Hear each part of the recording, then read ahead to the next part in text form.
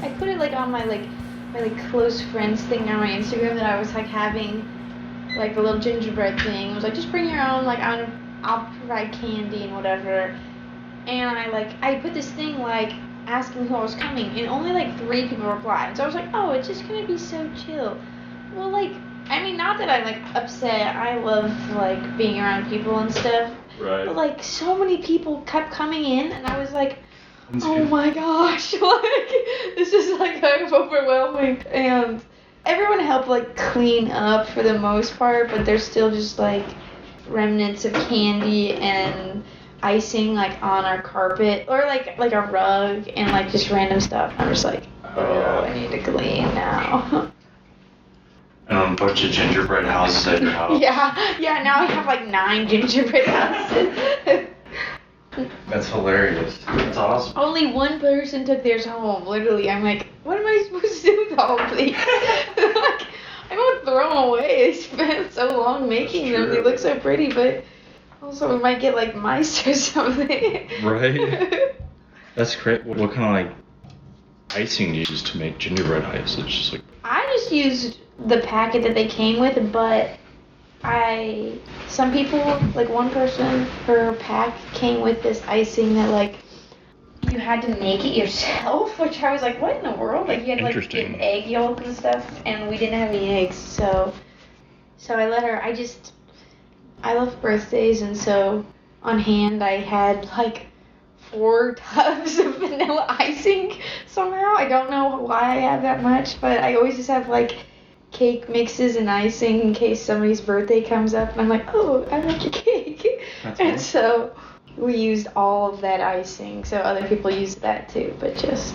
Where did you get the gingerbread, or like, what do you eat gingerbread? Well, I just bought a pack. I got it at Target. I got the ones they have they're like the Jelly Belly versions, which sounds weird, but they're just normal gingerbread houses. But there's a couple different brands recently that are making gingerbread houses that are like puzzle piece things. Oh, wow. So you don't have to rely so much on the icing of putting it. It gives it a little, helps balance the weight out, which is so nice. So then you can just get decorating. Wow. Yeah, I bet everyone's like, who's the best gingerbread architect? Yeah, true. There was do you know Josh Gilligan?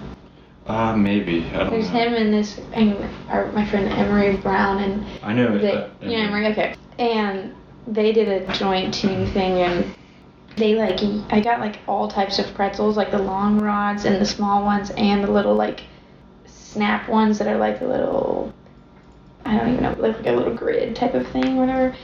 And they used the long one and some of the small ones and like made it come out further than the gingerbread house. It looked like this cabin, like a log cabin. It looked so good. They won. Was it like an A-frame? Yes, kind of. Like it so it was normal, and then they made it shoot out and then like added this like awning type of thing. I don't know. Like a little deck? Yeah, it was nice. I was like, I live there.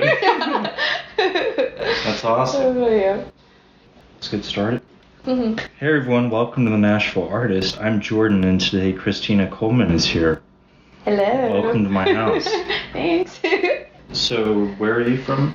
Well, I moved around a little bit when I was younger because my dad was in the military, but I lived for the most part in Knoxville, like South Knoxville, kind of near Maryville, if you know anything about Knoxville. And then when I was 9, my dad was transferred to Nashville, but he didn't want to live in Nashville because he wanted to have a farm and stuff like that. So we moved, it's like a little over an hour south of Nashville in Hampshire, Tennessee. And it's like a population of 1,000, so it's a really tiny little country town, but we had like 65 acres there and goats and chickens and one garden and stuff.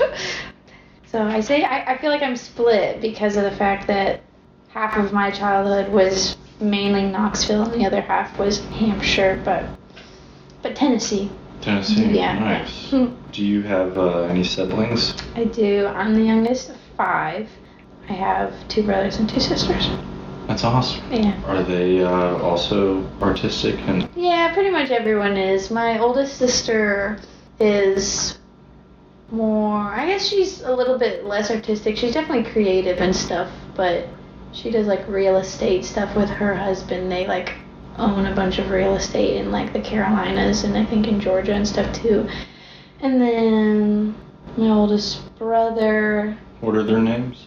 Oh, her name's Jessica. And then my brother Danny, he is also like, we're all like technical and artistic because my dad was like in the military, but he was also like an artist. He went to like the Art Institutes of Pittsburgh. And so it's like an interesting mix because I feel like you don't get the creative but structural like artist very often. Yeah. But Danny does like, he's on like the city council in Columbia, and then he like when he was younger he did a lot of music and like was like in like a screamo band and stuff. And then my brother Zach, he like plays piano and guitar, and then my sister Cassie, who's closest to my age and the one I'm closest with, or Cassandra is her full name and what she goes by artistically. She was on American Idol. Like, I guess it was, well, the year's not over, so technically it was last year. She made it to the top 9. Pretty impressive. Because she was on that show, and made it that far, I got to go to Disney World for free because they sent everybody to Disney World and then surprised them with like some family members, and so Noah and I got to go out to Disney World. It was my first time, which was really awesome. But yeah, so everybody does a little bit of something. But that's awesome. What branch is your dad in? He was in the Army and then retired in the National Guard. Okay. Yeah. Thank you. Thanks for his service. Yeah. He did a lot. He when I was first born, he lived in Korea, and then he was like in Afghanistan and Iraq and Kuwait when I was like 6. He lived there for like a year or more. I don't remember. I was young, but a while. That's cool. Yeah. I've got a brother who I talked to today. He's in the Marines. Oh, nice. He's logistics, but yeah. Yeah. I feel like it's any time you're like in a military family, you like understand that and are like actually have gratitude. Like other people would probably not say like, oh, thanks for your service, like if they don't have any military people in their family, which is just interesting because it's like, well, once you understand like, oh yeah, like I had times where like, I mean, we had to move because of that, and like times where my dad wasn't living in the same country because of it, or traveling or doing like stuff like that, then you're like, oh wow, that is like a lot of stuff. Yeah, and they're choosing to do that just to help other people, like, which is really something cool. Bigger than themselves. Yeah. Yeah, it's really cool. So what were you into as a kid? I was really into drawing, and I liked cars a lot, and I liked making like games and stuff. My siblings and I would make games up and just pretending. And what else? Yeah, I feel like those are the main things. Like arts and crafts, like we would make so many things out of like construction paper, like a waterfall that goes from one piece of paper to the other piece of paper, and we'd have it like on the chair, and then it goes down into like we did so many things. And then yeah, I loved cars when I was younger. Like I would like save up and buy like those like model cars that you see at Kroger or something like that. Yeah. And what, played with them in the dirt? Yeah. I just really liked them all, and I don't know. I love cars. What was your favorite one? When I was younger, I don't even know the name of what kind of car it was, but it was this really like shiny green metallic-y like convertible type of car. But I still love cars. I don't know much about them. I like wanted to learn when I was in high school. I wanted to go and be in like the mechanic school, but they wouldn't let me because they said my grades were too good, and they wanted it more like the open slots for kids who they thought like maybe wouldn't want to be in school and do this stuff. And I was like, that's so messed up, and like you're not letting me do what I want to do because of the fact that I'm doing well in this thing that I don't even really want to do. Like, but so I never really learned about it. But I've always thought about just like doing it. I don't know. I still have so many things I want to learn how to do. I'm like, when you say doing it with cars, what do you mean, like? Like just like learning how to work with cars and just learning more about it. I don't even know how to drive a stick shift, which half the cars I like are manual, and just like being knowledgeable and being able to fix. I love to fix things and like work with my hands and stuff like that. Sweet. Yeah. Awesome. What if you could have any car, what would it be? Well, I think everyone else pronounces it differently, but I call it a Datsun 240Z. Beautiful car. I'd get like black, right? Like either a black or a white one, but then like with the red leather interior is like the most beautiful car I've ever seen in my life. Like it makes me go, oh, like when I see one, I'm so envious of anyone that owns one. What time period or year is it? It's late 60s, I think. I couldn't tell you the year. Maybe 69, 60. That's all, and it's like a sedan. Yeah. It's this nice, like sportsy car, and it's just beautiful round headlights and stuff. And they don't make them anymore, or like the brand didn't stand the test of time, or? Yeah, I don't actually completely know, but I know that I really like that. Like I really like the late 60s like Stingray Corvette kind of stuff, like really sharp edges but smooth too. Like, oh, so nice. Kind of like the Knight Rider vehicle. Yeah. Like it's so nice. It's so cool. But I'd be so like I love cars like that, but I've been in like a couple car accidents. Well, like one actual accident. I actually lost 2 of my teeth. So I fake teeth. And then 2 of them were just like people hit me just randomly. They just decided to run into me, I guess. But there's history. Yeah. But so like I kind of hate driving, but I love beautiful cars. But because my car now, like the one I have, is one. So when I first moved to Nashville, 2 weeks after moving here, I was coming off of like 12th South, and I was trying to get back home. I was trying to not use my directions so I could learn how to drive around Nashville, like on my phone or whatever. And I accidentally turned down for 12th South, and I was like, oh gosh. And so then I was turning off like on the road right before like Portland Brew, if you know where that one is, and I was going literally like whatever the speed limit, 25, 35, something like that, driving in my sedan with windows down, listening to Phil Collins' You Can't Hurry Love, one of my favorite songs. And this girl, she had like, you don't have a stop sign going out, and like on the sides they have stop signs, and she just did a rolling stop and was like, I saw her coming, and I was going so slow, like I was like, and my windows were down, so I yelled, hey, stop.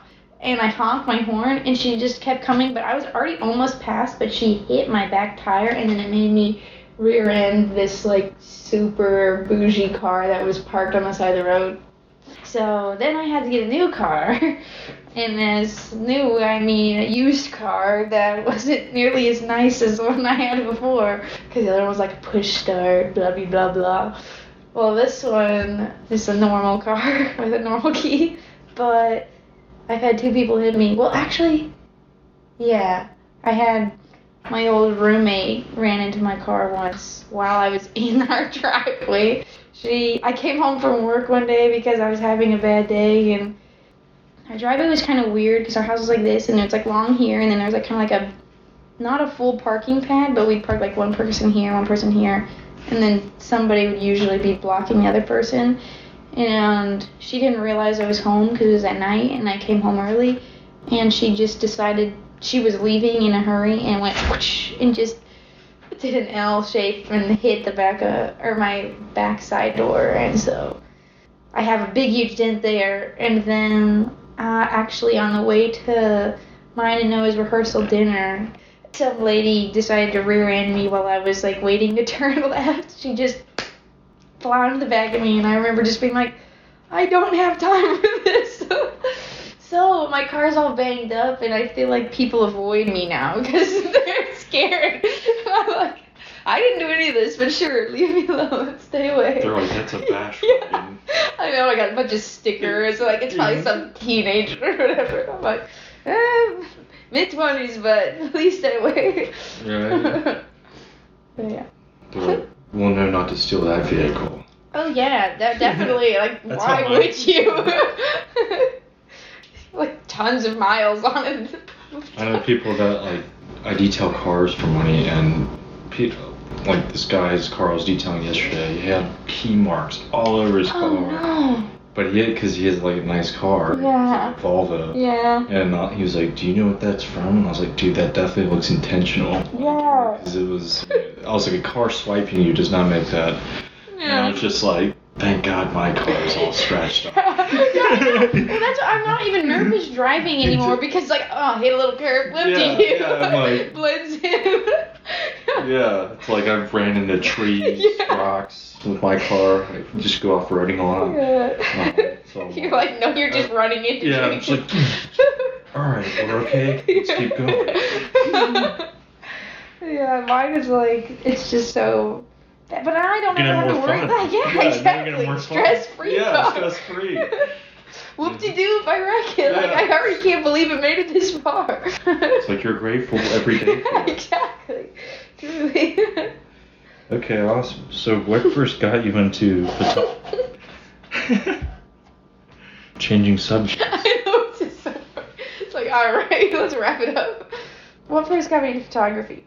It's actually crazy because I feel like I've just been telling this recently to people, but like photography was like never my passion and was never something that I was like, I don't know. I guess I evolved into that, but originally the reason I started was while I was homeschooled, it was like my senior year or something, and I was working 2 jobs and babysitting and like just doing like school on the sides, and I did a lot of like tutorials for all my classes except I needed to do an English class. And my mom's an English major, and she was like, well, I like one of the things you could do, maybe you could like start writing a blog or something like that.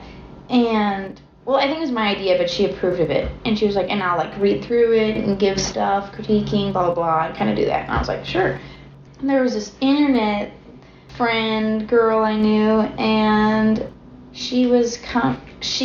knew she had a blog. And I was like, oh, hey, I would love to like meet up, talk to you, like about getting a website started, blah, blah, blah. And this is where I was living in Hampshire, and the nearest town to it that like people would maybe sometimes go to is Columbia, which is the mule capital of the world. It's also where Hannah Montana recorded part of her movie, so it's a big deal. Nobody really ever came to Columbia except for Mule Day, it was Mule Day weekend was coming up, and there was this thing called an Insta-Meet that was happening in Columbia, which is like a bunch of photographers from Instagram and stuff would just go to a city, wherever it was at, and then like just walk around and take photos, and like everyone would kind of model for each other and just like try out ideas and stuff like that. And she was like, oh, I'm gonna be in Columbia, I'm doing this thing, like you should come to it. And I was like, oh, I don't even have like a camera, whatever. And she was like, you could just like, just come hang out and stuff, and then like we'll meet up afterwards and talk about the blog thing. And I was like, sure. And I ended up borrowing my sister's camera. She had one that was like my dad's old one. It's like Nikon digital camera. And she let me borrow it. And I went and I like tried to take photos, and I was really bad at it. But it was super cool after the meet when everyone was like posting the photos they took and seeing like how different everyone's looked, even though they were all in the same like environment and had even the same people, but like how people saw the light differently and saw the space differently and saw people differently and how they wanted to like portray them through the photo. I was like, this is so cool. Like I used to draw and like just do a bunch of crafty stuff. I like to sew and whatever. And I'd never really tried doing photography. Like my sister would do photography, and she would like because we lived out in the country, if she had an idea, she would just like always make me model for her, and I was just like, I hate doing this. Anyway, that happened, and I was like, this is so cool. Wait, I actually like this. Like, well, it was more so I was like, dang, I suck at this, and like everyone else is really good. Like, I want to get better at this. And so what did I do? I guess I didn't have a camera, but I ended up like saving up for one. Just like for one of my jobs, I would just save like a little bit of money for it. And one of my friends, she like helped me. Like she like for my Christmas present one year, like gave me like the last little bit of money I needed. And so I bought my first camera. It was a Canon Rebel T5i. And then I started taking photos. I'd like take it to my summer camp and like just take photos and just take photos of my friends and whatever.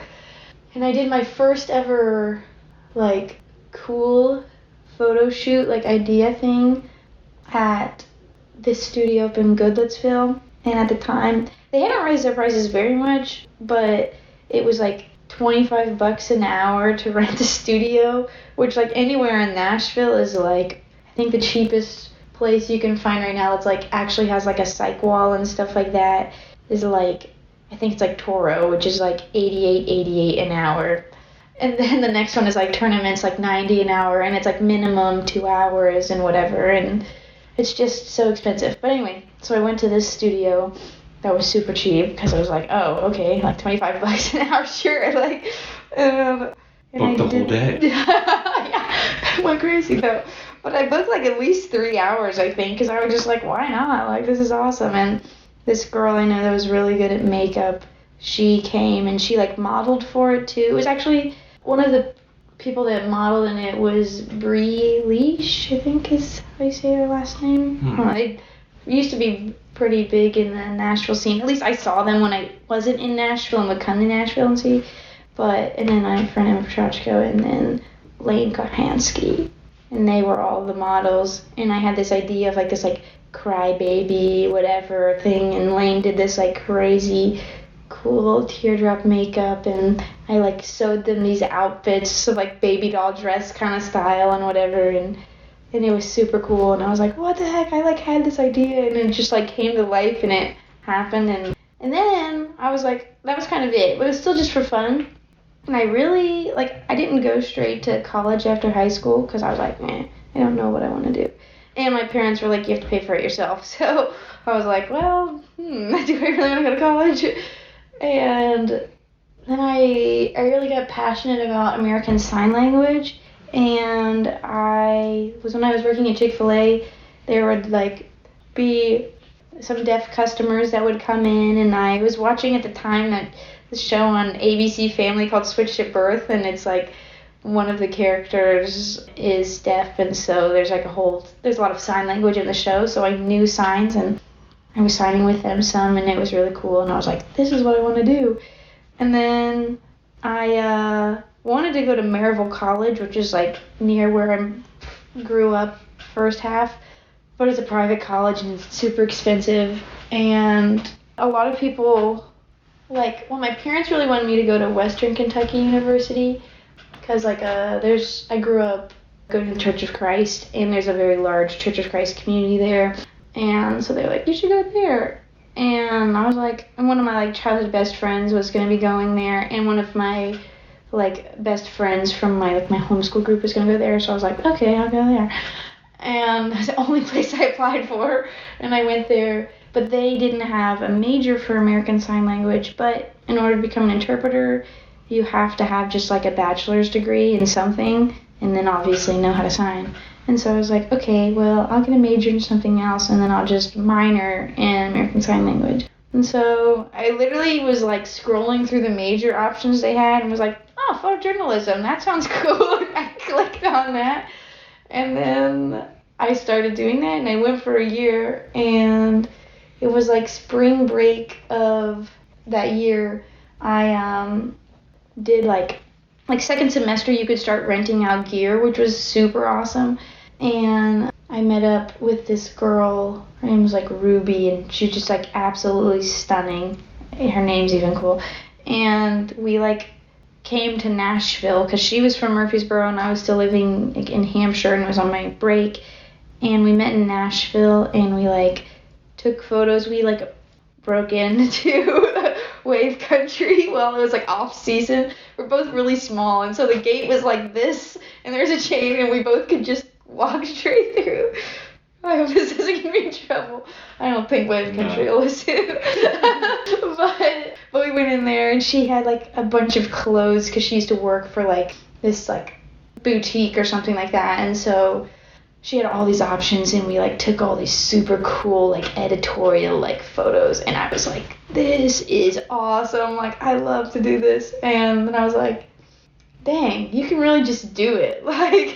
Like I mean, you have to, everyone's always like, it doesn't matter your equipment. That's bull crap. Like, yeah, you can take decent photos with a crappy photo and they can even look great, but gosh darn it, it's definitely going to be way nicer if you have better equipment to take the photos. It makes it easier and faster. But anyway, so I was like, why am I here in school like doing this? And so I dropped out. Like I finished the year up and then I dropped out and then I moved back home for a second and then I was like, I can't do that. It's just too hard to move home, you know, after you move out type of thing. My parents will probably listen to this. I love you. But so I moved in with my sister because I was like, okay, that's like still family, but like, you know, a little bit more freedom. Plus she lived in Columbia, so it was like not out in the boondocks with like no service and being 25 minutes away from like a grocery store and stuff. And so then I moved. I was living there for like 2 months, I think. It was like month to month there. And then I was like, I'm just going to do it. I'm just going to move to Nashville. And so I did. I got a job at Trader Joe's thanks to Shane Torricelli, Shane T. He hooked me up with an interview. Well, like, I mean, he definitely put in a good word for me, which is really nice. But it took like a month for me to get an interview. And after I knew I got the job, like that weekend, I like signed a lease for a house. And then I came here. And then I was like, oh yeah, I'm going to work and do like some touring photography stuff. Like I went on like a tour with like Freeze, Nordista Freeze. And then Noah and I were dating and he was playing with like Briston and I went with them, though I didn't like take like tour photos. I just like kind of took photos and hung out and stuff. And I was like, this is super cool. But then I was like, yeah, I love this. And I would host house shows and stuff. And then COVID came and swooped in, changed everyone's plans. And then I was like, dang, this really sucks. But everyone picked up hobbies during COVID, which was honestly probably the best thing for me because of the fact that I don't think I would have picked up doing film photography, which is what I do now. Like I'll do digital occasionally, but I really just do film. And over COVID, I was like, I'll practice doing this because there's nothing else. Like, what else should I be doing? And I actually practiced a bunch with, I know you know her, Gracie Holbrook.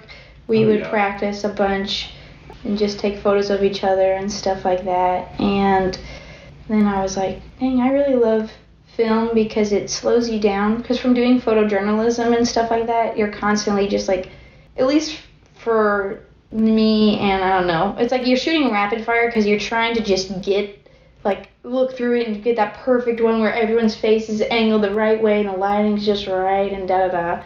But I loved, and obviously, you know, that's like all natural stuff that's happening. It's not like it's staged and whatever, but I loved film because it like would slow things down for me and make me really think about the photo and why am I taking this one and not right over here or there or whatever, and like really make sure everything is exactly how I want it. And I'm a perfectionist, so I'm like, and then I take the shot, and then it's like, oh my gosh, we did it. It's like only one photo. You're like, okay, if you're doing 35 millimeter, you have like 36 more. Medium format, you have, or 35 more. Medium format, you have 14 more after that. But it's so much more rewarding. I don't like being on a computer and stuff, and so with film, I don't really like edit.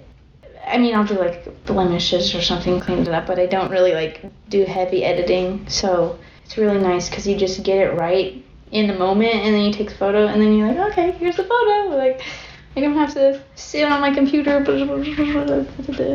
fixing everything. Because if I did, like with digital, it's just so easy to be a perfectionist, which is what I am, and so I'd just be sitting there for hours and be like, oh, like if you get it slightly off focus, you're like, I had every opportunity, because I could look at the screen and see if I had it right, and if I didn't, then I'd kick myself in the butt for that. But with film, you're like, I didn't even get to see it, you know, you have to wait until afterwards and get it a week later, and then you're like, oh shoot, missed that one, but it still looks good anyway, you know. So, wow. There's all that entire story. That was awesome. The reward is in the wait of photography, I guess. Yeah. So basically over COVID, that's when you like really honed your photography skills? Yeah, that was definitely when I was like trying the most things out and stuff, just because like I said, you had free time. I had like my 2 roommates like were always down for me to like, because like obviously none of us had anything to do, so we're like, oh yeah, and it's fun to get your photos taken, like at least especially when you're like comfortable with a photographer, otherwise it could be like stressful. But yeah, so we would just do that and practice like different ideas and different lighting, and like I think that was a really fun part about film, is like the fact that it isn't like immediate, so you're like, okay, let's try this out, and then I'll find out when I get this back if it worked out or not. And it's kind of a little bit hard for like correcting immediately, because it's like if you don't remember what exactly you did, and you're like, oh well, it worked out, hopefully it works out again, like kind of thing. But yeah, you have to be very like scientific with it, like, all right, I didn't make all these yeah. So I held the camera. Yeah, it's fun though. I think that's the thing that's also really cool, is like I don't, as much as I can, I try to not like do any shoots or like the same style like more than once. Like sometimes if it's something super simple, it's like okay, like, but like I try to make each shoot like particular to that person, and like either their style or exactly like, you know, just what they want. And so it's cool because then it's like even if I mess up one, or you know, quote unquote mess up one or whatever, it's like it's just like special to their shoot, and then like maybe something else crazy happens. Like I had like this one shoot that I did with this guy, and it was like outside, and we borrowed one of my friend's really cool cars for it, and I accidentally like took the photo, and I don't know why, like sometimes I guess from shooting digital, I would always just get in the habit of just turning the camera off after I would take a photo to like save the battery. It's so weird, probably not a good thing to do, but I would just do that. And I wasn't thinking, and I did it with the camera, and so then it like, I don't know how it happened exactly, because it was like a semi-automatic one, but it did this crazy long exposure that looked so cool, and I was like, I would have never been able to do that myself, but because I like accidentally did this, whatever the heck I did, it like made this cool photo. But I've never accidentally done that again, but I feel like it worked out perfectly for that shoot because of the lights of the car. It like did this cool thingamajig, I don't know, but yeah, awesome. Yeah, it's really fun. Cool. So you kind of answered this earlier, but why are you drawn to photography? I guess I'm really drawn to it because it's cool to like show how you see something. Like I guess that's like sometimes it can be hard with other, or just with like, I guess it's just being a perfectionist with art forms and stuff, of being like, oh, this looks so like homemade, this looks so like my version of this or whatever. But actually, like this guy Anthony Merriweather, he like posted it on his Instagram story, and it was like, you know, that's the thing that a lot of times people are like, oh, it looks so made by me, but that's like what makes your art the most valuable, is that you made it and nobody else can make it look like how you would make it, kind of thing. And like, I don't know, I guess that's what really changed shoots for me, of rather than like somebody sending me their mood board and these inspo things and me just trying to like do what exactly they want, of like being like, okay, I'm taking all this in and now I'm going to do completely my version of this. I'm not going to just try to do these same images that you have on your inspo that you really want this, because it's like, okay, well, you hired me for my art and how I would do this. And so I guess I really like that. And I also really love to I like to compliment people and stuff like that. Like if I see somebody randomly out in public, because that's the nicest feeling if someone someone what? like compliment people. Oh, yeah. Sorry. And so like if I see somebody in public and I'm like, oh, I love your hair or whatever, because that's the nicest feeling when somebody that you don't know is just like comes up and says that. Like that's like such a cool experience. And I really like with photography and stuff because of the fact that at least the type of photography I'm doing is a lot of times for more like indie artists and stuff, and maybe they haven't done a lot of photo shoots, and so they're not always as comfortable, and because they're trying to like show their brand and who they are and whatever, and like making them feel comfortable and like beautiful like how they are, and like or feel powerful or something. And it's the coolest thing when people get back photos and they like are freaking out about them and they're like, oh my gosh, like, but they also like it feels so like them. Like I've had a couple people tell me like this like feels like the most me, like, which is super cool. I don't know, to like help somebody feel like they're like getting to express themselves fully. That's a really cool thing. So I love doing that. It's really cool. Yeah. Yeah. It's a whole world you get to create with photography. Yes. Oh, it's so fun. It wasn't until, maybe talking to Gracie about this, but it like just opening doors of what photographers can do with sets and stuff. Yeah. It's like it's so easy to just be like, well, there's wedding photographers and you see those people everywhere. Yeah. And be like, that's, for a while, that's like mostly what I knew about photography. And yeah. Now, after interviewing, talking to people, and they're like, how they see it and what you can do with it, the worlds you can create. Yeah. And a person looks at it and it's like, man. Yeah, you're like, visual. I would not imagine that was in somebody's living room, But exactly. Like, that's where almost all my all my shoots that are like with some sort of like, seamless background, like the paper rolls or with color and stuff like that.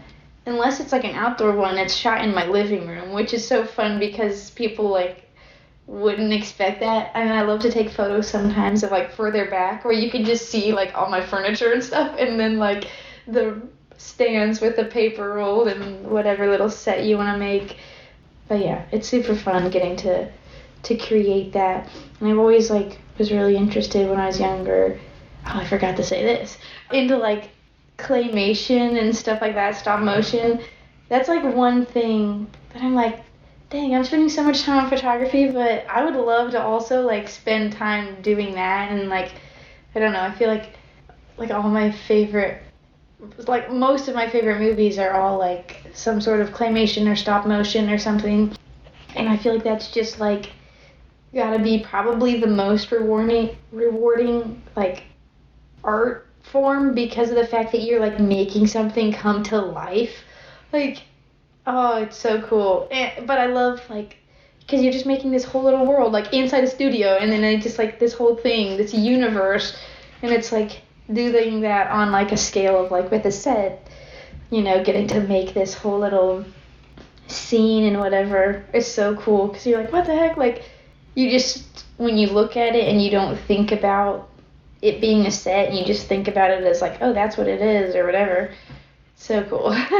Yeah, it takes your mind into this fanciful world. Yeah. This is a real place. Yeah. And like your grandma's book, yeah. TV is not real life. Exactly, yeah, exactly. But you get to like morph the world. Yes, yeah. The real, what we want to see. Yeah. Yeah. That's awesome. How would you say you develop your photography skills now, like during the week or whatever? Like, what do you do to like practice photography, I guess? I think that's something that I definitely want to work more on. I feel like TBH, I've gotten lazy about it. I think I feel like I have ideas. If something inspires me, then that's what's really cool. Like I have this idea that I want to do. I just want to like recreate some like album covers that I've seen that are really cool. And there's this one, I don't know if you know the song like Pennies from Heaven. It's like in Elf. It's like, and every time it rains pennies from heaven. Shooby-doo. Oh yeah. The cover of it, there's like I think it's Louis Prima or That was something like that. your story yesterday. Yes, Yeah, yes. I saw that. And the cover of it, like a couple of them are different, but the main one, which I'm about to be completely, I mean, this is what I want to do. There's like this moose head, and it's like this like fake outdoorsy set, and like that's definitely way come back into style of like making this fake outdoors indoors sort of thing. But I've not seen a lot of people, and probably because of the fake, a lot of people are like, ugh, taxidermy, like, not good. But it's like, if it's already done, we might as well honor that animal, put it in some art. And I really want to, like, maybe just, like, recreate some, like, songs or things like that, like their covers that I really love, but, like, I don't know, putting a friend or somebody else in there.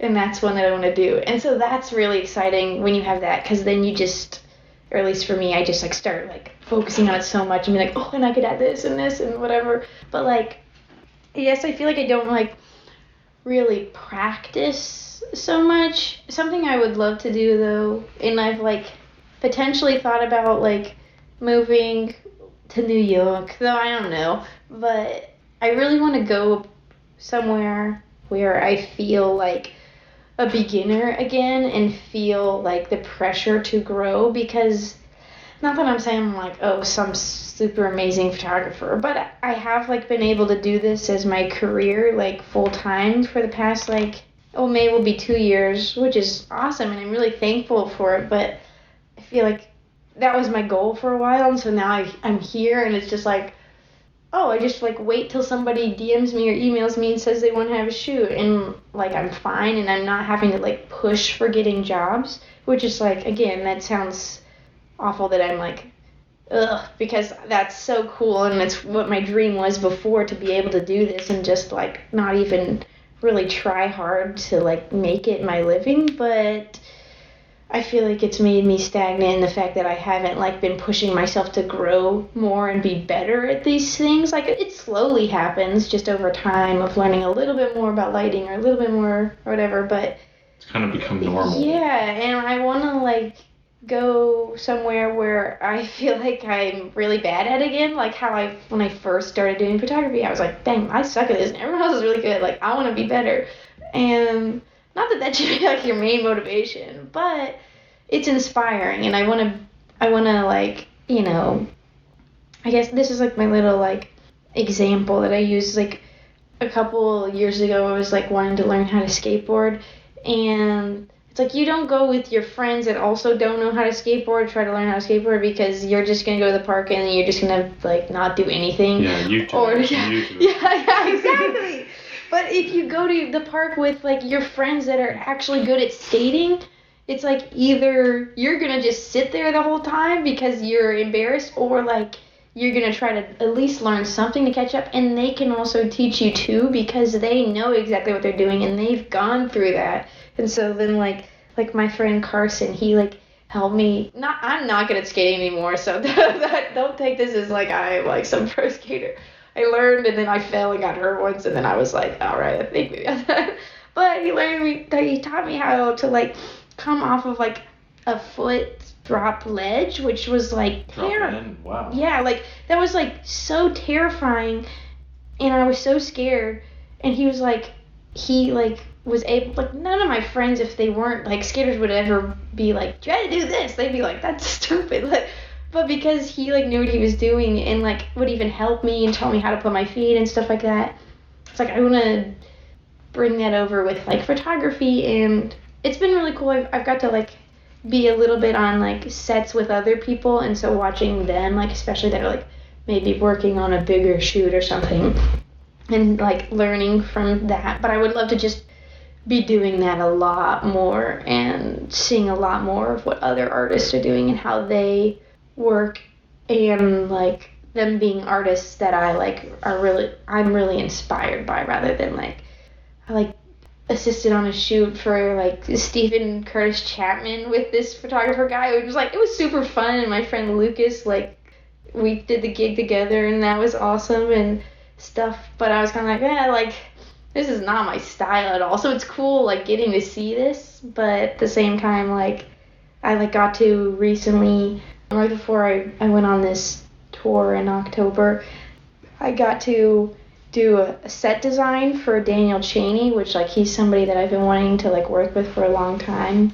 He's a really great like director, and he does photography and all this stuff, and he last minute was like, hey, like his wife was sick, and he was like, I need somebody to do this and whatever, and I got to do the set design for it, which is my first time like doing like a paid just like set design for somebody, and it not being like my own shoot that I'm also shooting and doing the set design and whatever other job, like, and that was super cool, and getting to like watch him work and stuff was really awesome, because then I just got to do my little art thing and then just like step back and like wait until they were like, okay, we're gonna like switch the angle and can you adjust this or whatever, and yeah, I don't know. It was cool getting to like watch somebody that is like inspiring to me and be that close and see it happening, and so yeah. That's awesome. Yeah. So I'm not as much practicing right now, but I want to just continue to like surround myself with people that inspire me to keep practicing. And so. Yeah, exactly. So of all time, who are some of your favorite photographers? Oh dang. Videographers or stop motion movies? Of stop motion stuff like that, I mean, obviously everyone likes Wes Anderson. Or Wallace and Gromit. Yeah.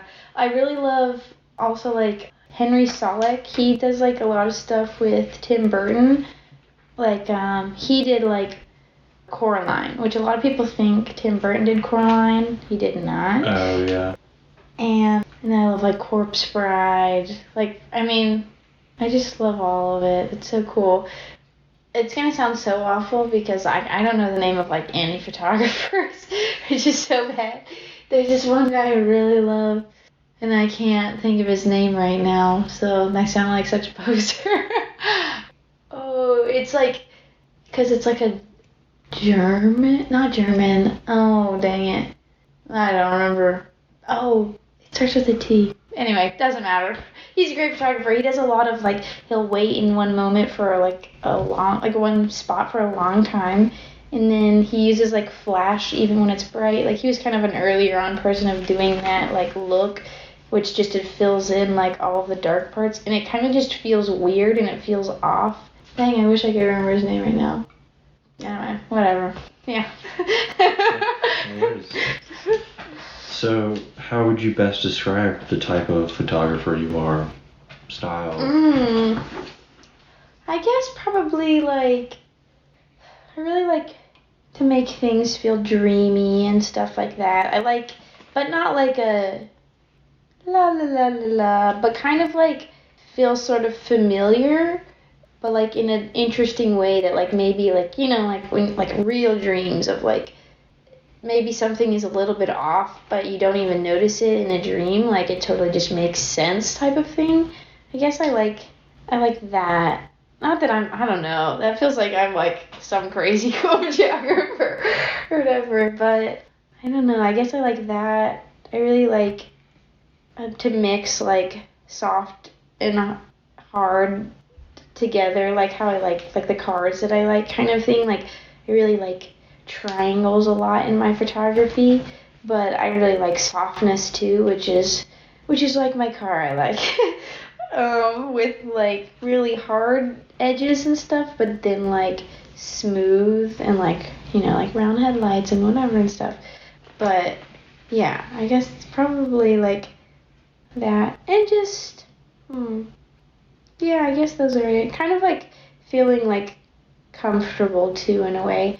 I like for photos to feel comfortable, even if it's kind of like an awkward type sort of photo, that it just feels like natural in a way. And I guess that kind of goes with the dream thing, because like, I don't know, the best thing is just like making somebody, whoever the model is, because of the fact I don't really work with like professional models. I'm working with like musicians or even friends and stuff, like of making them feel comfortable even doing something that's like really off for them, but it feels right in the photo. And then like, and that's like I said, like the cool thing about when people get the photos back and they're like, whoa, like this feels so me, even though like maybe it was something weird for them to do, like feeling like themselves but in like a different way, I guess. Cool.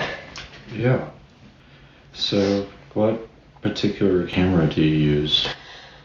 Primarily, I shoot on a Pentax 645. It's a medium format camera that Noah got me for my birthday. Yeah, and that was super cool because I really wanted to upgrade to a medium format camera, but I was scared to. That was I feel like the last bigger kind of leap thing I did, which then I was like, dang, why did I wait so long?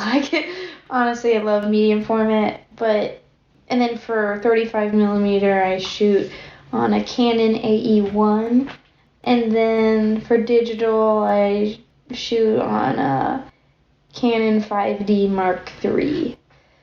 But yeah, also it's just a funny side thing that you ask that is I feel like a lot of photographers gatekeep their gear that they use. Not a lot, okay, I should say it's definitely different, but I feel like that's just something in this community that I'm kind of ugh, I get it that it's competitive in a way because there's a lot of photographers and whatever, but at the same time if keeping your gear or what you use for your lighting or where you get your film developed or something like that is going to be that big of a difference and make you feel like you're not going to be able to get a job because of that, then you must really not trust your creativity and skill set to want to keep all those things private. And I get some I will say this because I love Boutique Film Lab. I don't tag them in my stuff because everyone and their mom started going to Safelight,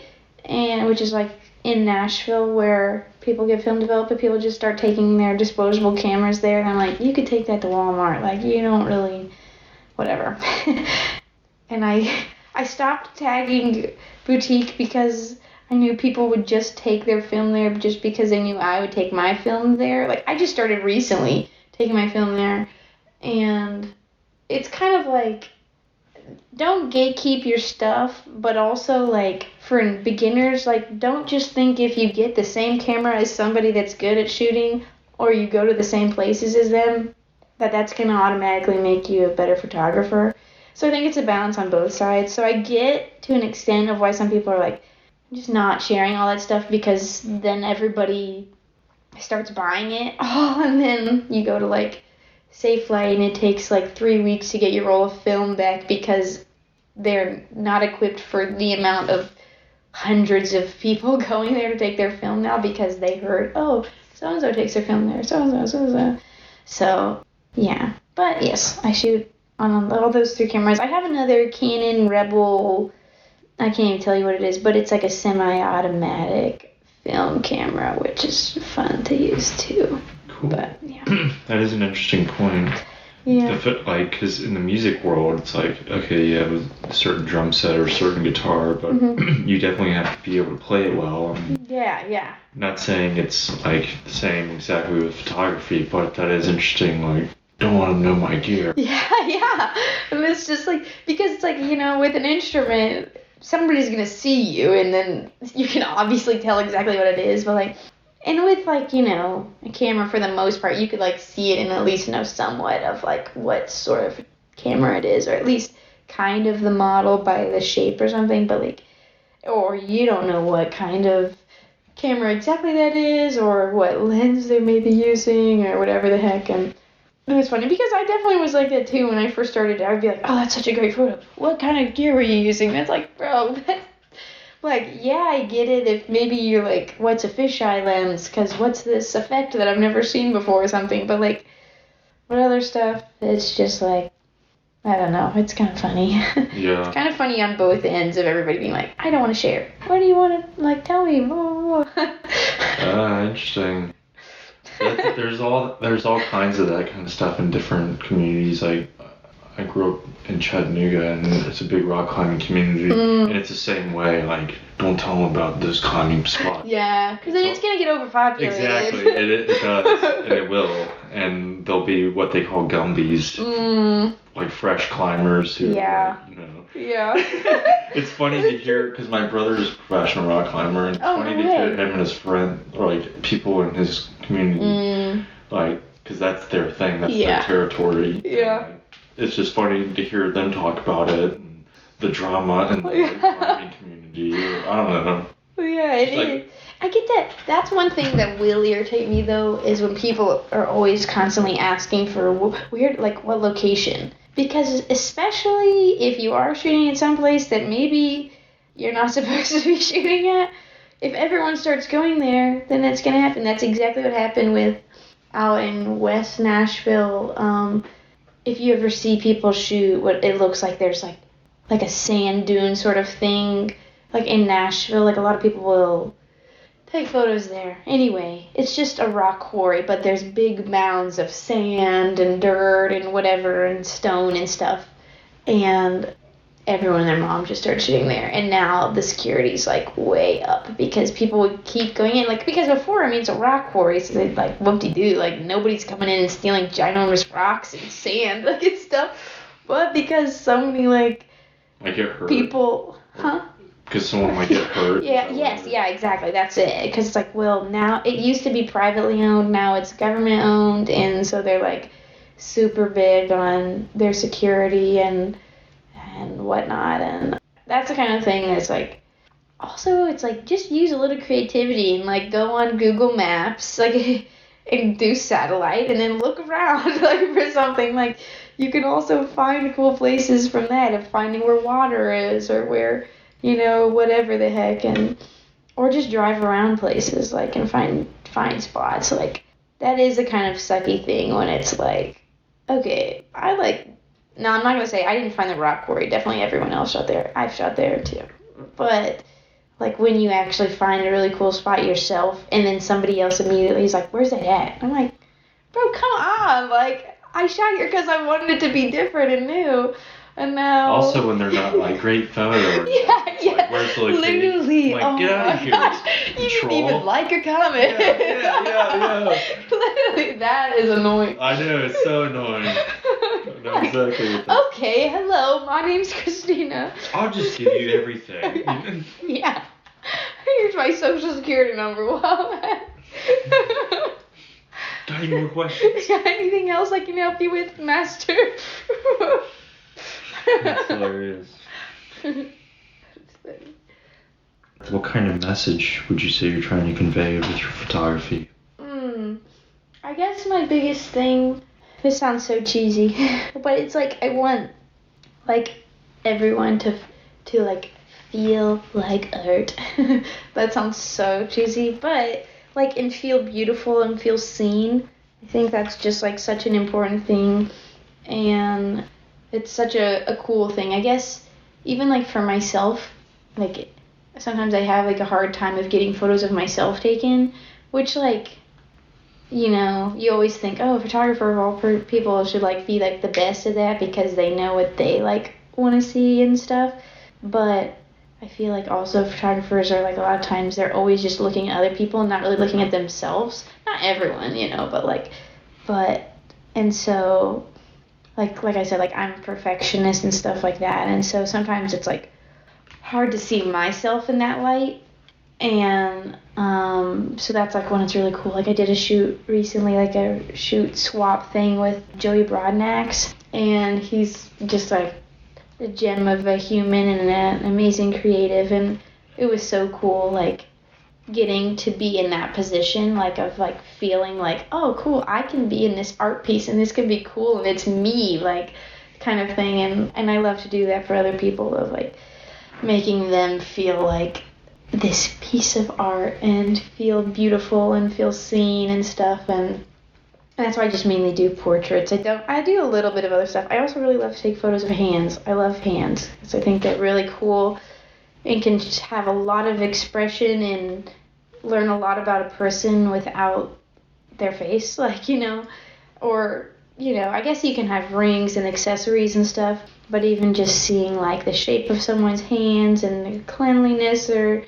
not, or how their nails are, or like, you know, whatever, it's so cool, and I really like that. But other than that, I just hand models. Yeah, it's so fun. I actually just started doing some stuff for this jewelry business, and she really liked, like, she reached out to me, and I've never done product photography before, but I have so many hand photos and stuff like that she was like looking through my feed and she was like, wait, these are like so cool. I want this to be like, you know, what our like, you know, social media and whatever is like this kind of stuff that's like artwork and it feels like, you know, real and whatever rather than like classic cheesy like studio shot picture of a ring or something like that. So anyway, yeah. I love hands. Hand models are great. Cool. Everyone can be a hand model. Yeah. Different types of hands.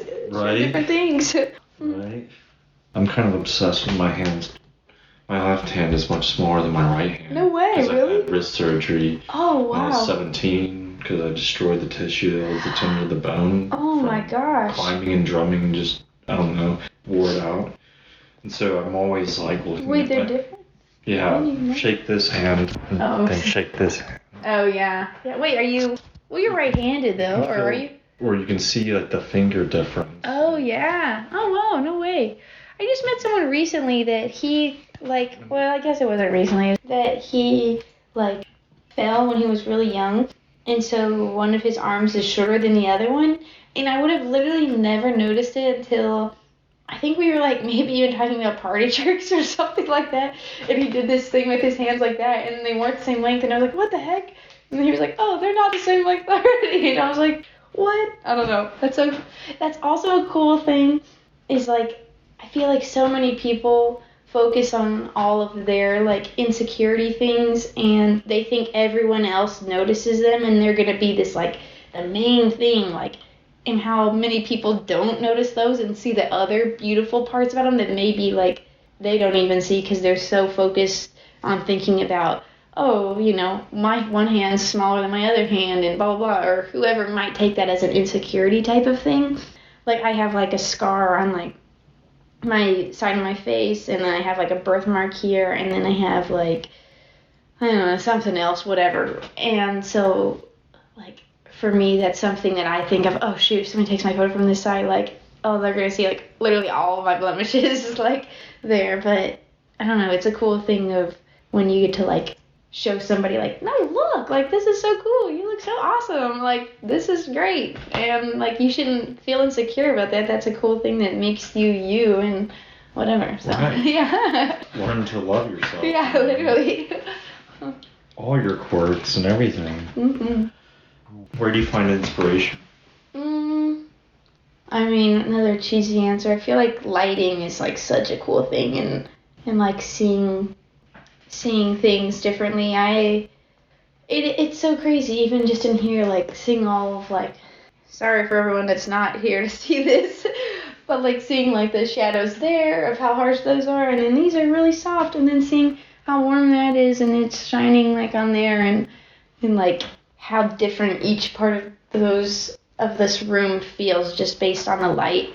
And like I feel like that's something I definitely want to learn more about, is like lighting, because that's like what helps make such like a universe, like your little world, if you can like really light it to like feel like that. Just like how in TV shows, you know, it's at night and there's like this blue light that's shining through, and it's like supposed to be like moonlight kind of coming through, but it's like, no, that's somebody has a ginormous light going through there, and they have the window shades to make it look like it's the street light or it's whatever, but it's just really to like make the room light enough so that you can shoot this and whatever. And like it's so cool, like the possibilities you can have with that.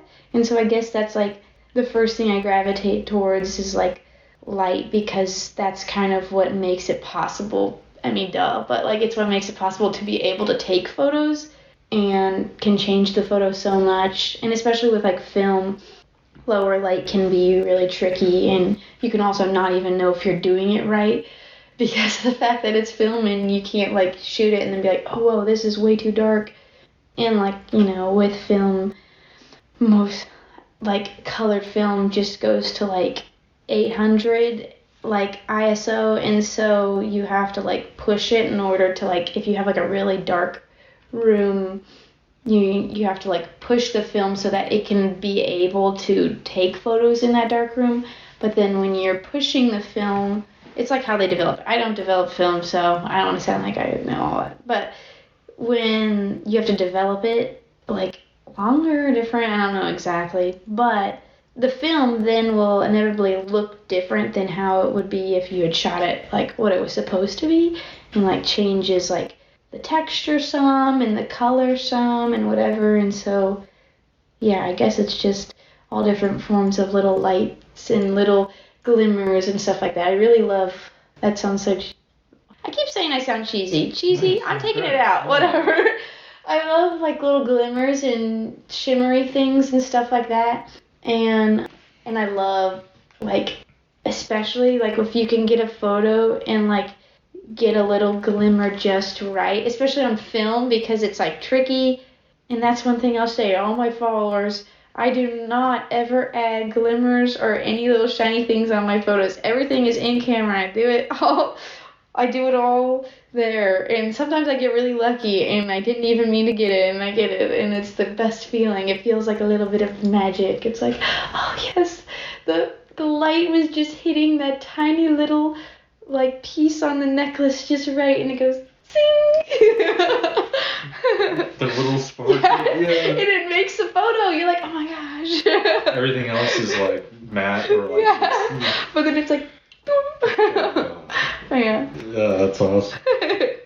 I've always wanted to know if they could do this. Speaking of light, what if they made a light that was the opposite of light? Like you turned it on and it made it look like it was nighttime or dark. Oh my gosh. Wouldn't that be insane? Yeah, that would be crazy. I've always wondered if they could invent that. I'm sure. You know what? When I was younger, I always just thought, dang, they should invent something that's just silent so that you can put in something that's silent and so you don't have to listen to music. Like if you, like, I know I live in a community of all musicians, so this is weird, but I like sitting like in silence or driving when it's quiet and stuff like that. Like not all the time, obviously. I'm not a freak. I love music. But I was always like, dang, why don't they invent something that like, and it not be like freaking like I'm putting earplugs in my ears. And then now there's noise canceling AirPod things, and you put them in and you turn this thing on and then it makes it like it's silent. But it's not like, oh, you have to have these giant earmuffs on. It's this, I don't even know how the heck it works, honestly. But they can do it.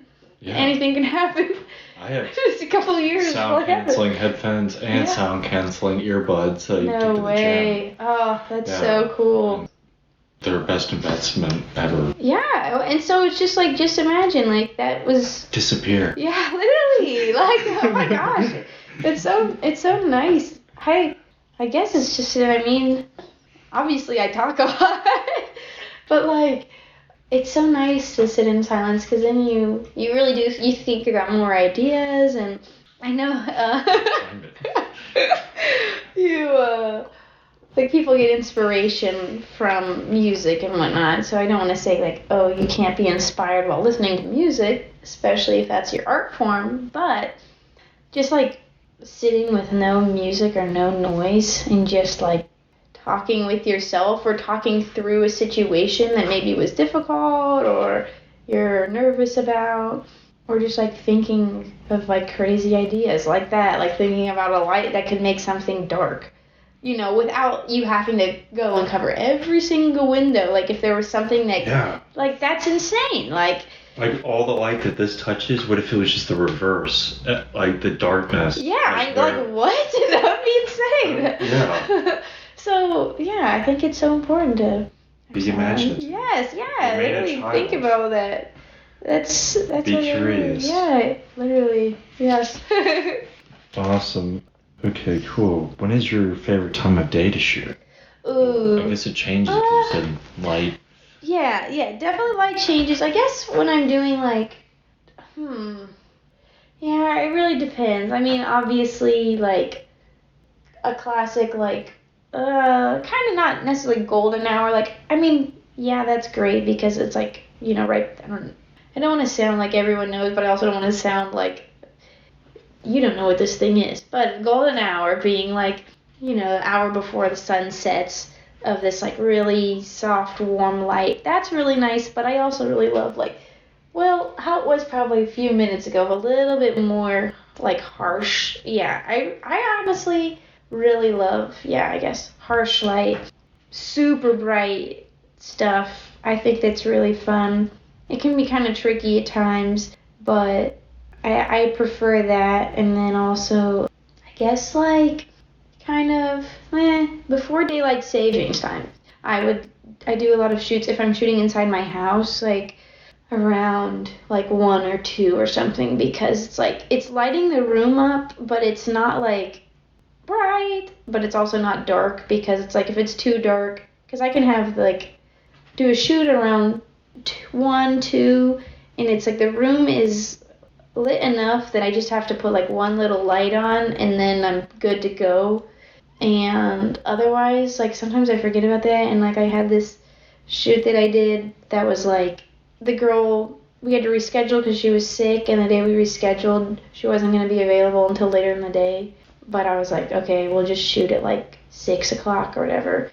But then I was like, oh my gosh, it's so dark. Like the lights that I just had on hand were like, I was like, oh crap, like this is still not bright enough. So then that was an instance where I'd like pushed the film. I actually just got it back. I need to go through it and then send it back to her. But they're so cool looking, which I was like, oh shoot, I guess I haven't like tried this out in a while because I've just been so yeah. No true favorite, but I definitely do favor like harsh light. Harsh light. Yeah. Even like fluorescent? No, okay, now that's a different, like the sun. Light. Yeah, no, fluorescent can go away, and I will never miss it ever in my life. But harsh, like sunlight, I'll say, okay. Yeah, like being outside, and also this is so cool. I don't know if you're seeing like the light coming through here. It's like it almost like you can see. I don't know. Like the color? Like, yeah, you can see it a little bit because it's like the tiniest bit of like, not like, I guess it's just maybe dust particles or not smoky really, but I don't know. You can see all these tiny little shards of light. That's such a cool thing too. That's so fun. Yeah. I don't know. Hopefully you can see it where you're at. You're like staring kind of more straight into the sun, so maybe not. You can see it from over here. You can see like if you look right here. Step back. On the cabinet? Well, not on the cabinet, in front of the cabinet. Look like in the. You see that? It's almost like a fog machine. Yes, on the lights. It's so cool looking. It's so like magical. You're like, wait, what the heck? How am I seeing this? Like, because it's like air. But anyway, yeah. Light. That's crazy. Gotta appreciate light. Okay, awesome. So who's your least favorite person? Yeah. Now, here's the dark side of the episode. Now the real dirt. Gossip. I gotta have the blackmail. So, yeah. You know, extort people later. Oh my gosh! Wait, have you seen that show? I Think You Should Leave. Yeah, oh yeah, it's hilarious. Let me get a video of you saying you're gonna kill the president. I haven't seen the new episode. Wait. Oh no! Yes, that's the best. Like, I'm like, second season is like, there's some funny ones in it, but this one you have to watch it. Oh, I'll have to watch you just need to watch it in general. But it's hilarious. The show's hilarious. He's like, what? I forgot what his name is. He's just like Gary Palm the Dip. Yeah. It's so funny. My favorite it's one like is embarrassing. My favorite is when they're like doing like, it's kind of like it's not Johnny Cash, but it's supposed to kind of be like Johnny Cash vibes of like them in the recording studio, and he's like singing. He's like, "That was the day that the Pelicans came to life." And he's like, the bones are their money. Anyway, I'm gonna stop singing. I'm not a singer. It's like Friday night. I was hoping that we just. We don't remember. Remember that one? No, I don't. He's like he's singing like the song. He's trying to like this pop song he's trying to write, and it's like so cringe and it's hilarious. Literally, that is just so awful, but it's so funny. It's like Nathan For You. Yes. I love Nathan For You. Did you watch the rehearsal? No, I haven't seen it yet. It's insane. You have to watch it. Oh my gosh. I'll watch it, definitely. Like, it's so good. Okay, cool. So, what are your strengths and weaknesses as a photographer? Ooh. I think probably weaknesses, like being a perfectionist sometimes. It's just like, I guess, like wanting control so much over things in every little aspect, and like, I feel like I mean, a lot of people are all like this, but like being your own like biggest critic of being like, like holding myself to super high standard, and so then like letting myself down, like that's like the thing that's just like, why am I doing this? Like that, and like I don't know. I guess another thing is like I have a hard time of like accepting if I can't do something. Like I'm always like, I can just learn, I can just do it, like because like my whole family, like growing up, very like hard workers, and you do everything to the best of your ability and stuff like that. And so I just always like grew up with like, I could probably just do it. I just need to like practice more and get better at it and whatever. And like I did this shoot with like this jewelry business recently, and like at first like some of the photos we were taking were like these like sort of stock images, which was like not what I was under the impression that we were doing. Like I thought we were just doing the creative stuff, but she just needed to get some other things done too. But anyway, and I was having a hard time of being like, my equipment is like not for like doing this, like for example, just like needing like a macro lens so that you can get the detail of this gemstone or whatever the heck, like that was like, it's a hard time for me to be like, I literally can't do this.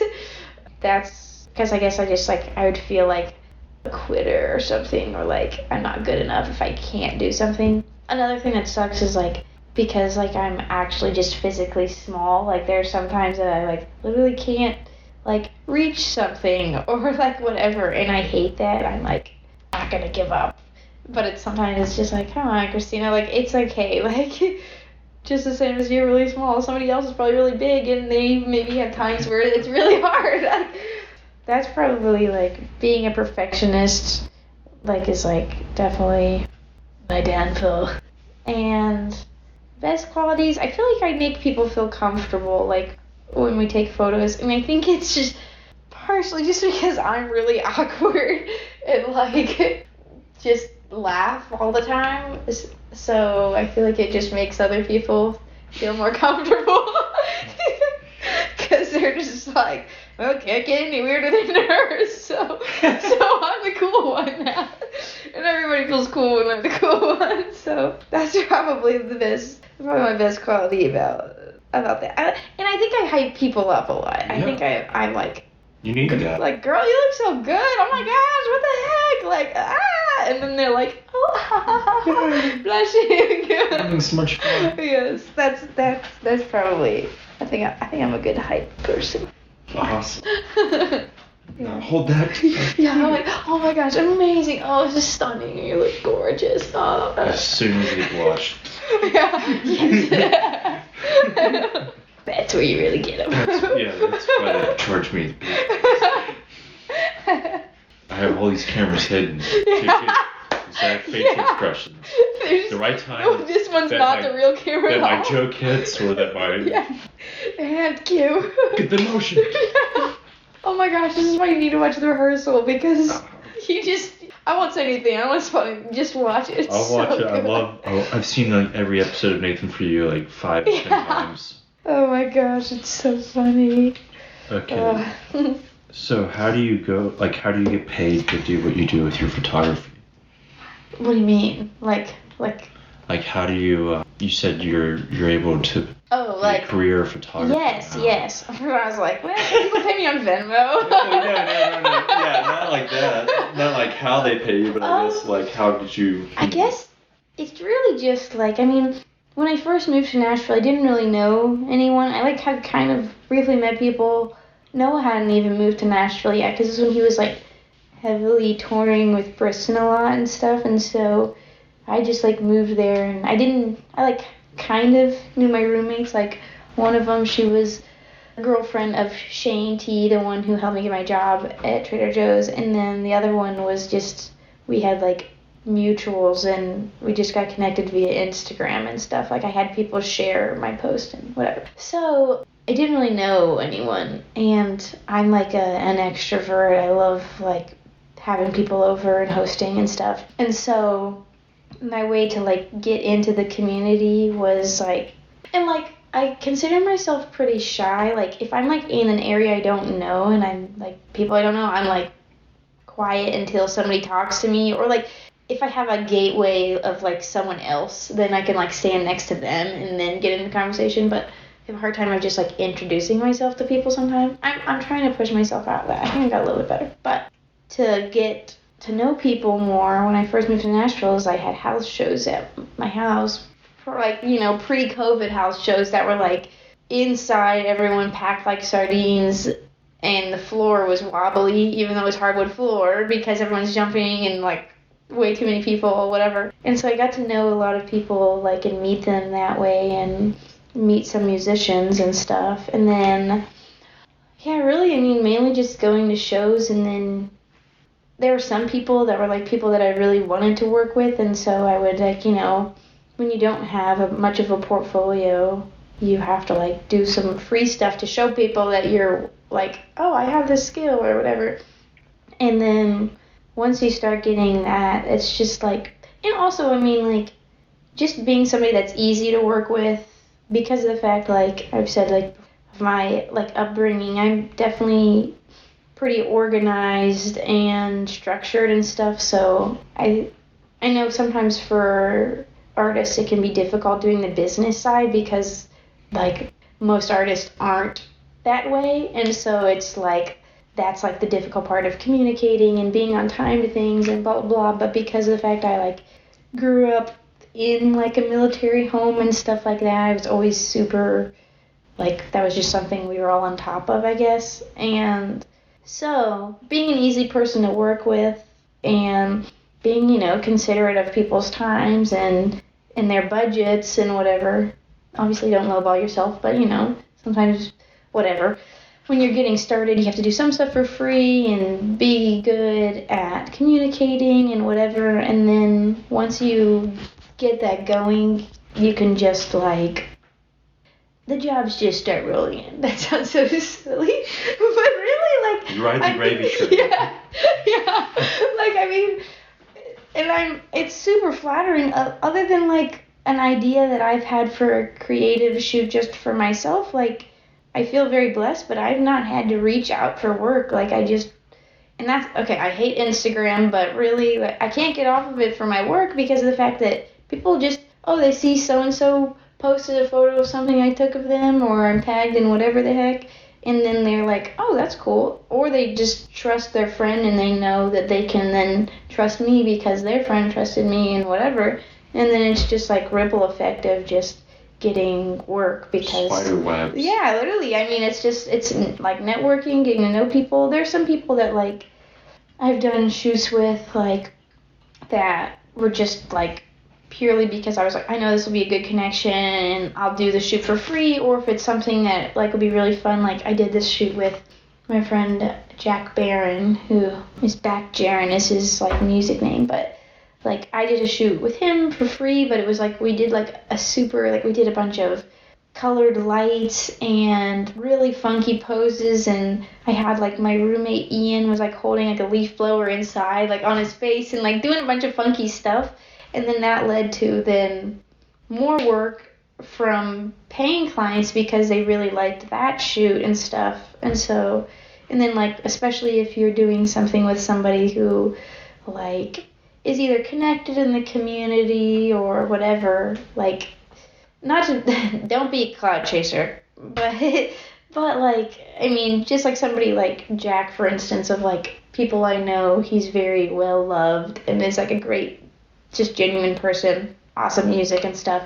And so then, people see that stuff and this is a really fun, cool thing and different. And so then it just keeps going, and then somebody's like, I want to do something. But I think the fun part is like I said earlier, don't like repeat the same thing you did with somebody else. Like, you can have the same kind of idea, but then make it unique to them and make it then their thing. So then that's a completely new thing that somebody could then be inspired by that piece. Be like, ooh, I want something similar to this. And then it's just like, you get to do so many cool creative things. Wow, yeah. It's always interesting how people go about, getting paid for what they do. Yeah. It's hard at first because, like, I feel like, when you don't have much of a portfolio, it can be really tricky to like get somebody to pay you. And also, I mean, with me being like the perfectionist and thing that I am, sometimes of being like, oh, I'm not worth it. Like, I'm not worth getting paid for this because there's somebody else that's way better than me and like whatever. But like, the more comfortable you get and the more like, you know, I guess just like confidence in your work and like trust that you know that you can do it. And like, you know, I used to have times where I'd get a rollback and I'd be like a few that were messed up and whatever.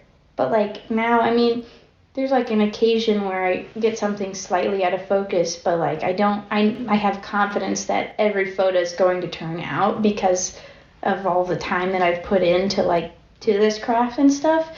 And I remember like earlier on, like being in Nashville and doing like somebody took photos of me, this guy Jeremy, and I remember talking to him and he was like saying like how he didn't really like, because we were doing film and I think it was like I don't know if maybe it was medium format or large format. I can't remember because at the time I didn't work with either of them. And I remember being like, we were doing a different pose for each shot. And I was like, oh my gosh, like what? And he was like, oh, he's like, well, I'm not ever worried anymore about like if I didn't get it. Like he's like, I know that I'm going to get it because like of the fact that I've like taken the time. So really it's just up to making sure you're right in the spot you should be. But like camera wise, I'm comfortable enough with my equipment to know that I can like do this and like understanding the lighting and stuff. And I don't know, that was a really cool thing, and it's cool to finally be in an area where like I feel pretty confident about like, oh, like this will work, like I'm not like shooting in the dark, like hope this is working, like kind of thing. And then like the more confidence you get with that, and you can like put that into like, okay, well, if you're putting time and effort in these things, like, you know, you'll get paid for it because it can show through your artwork that you've put a lot of time and effort and work into it. And I think a good thing for like beginner photographers to know is like, if everyone, also this is a thing too, if everyone's saying yes to your prices, like then you know that you're charging too low, because that means that they're just like, oh my gosh, like, yeah, I'm gonna do this.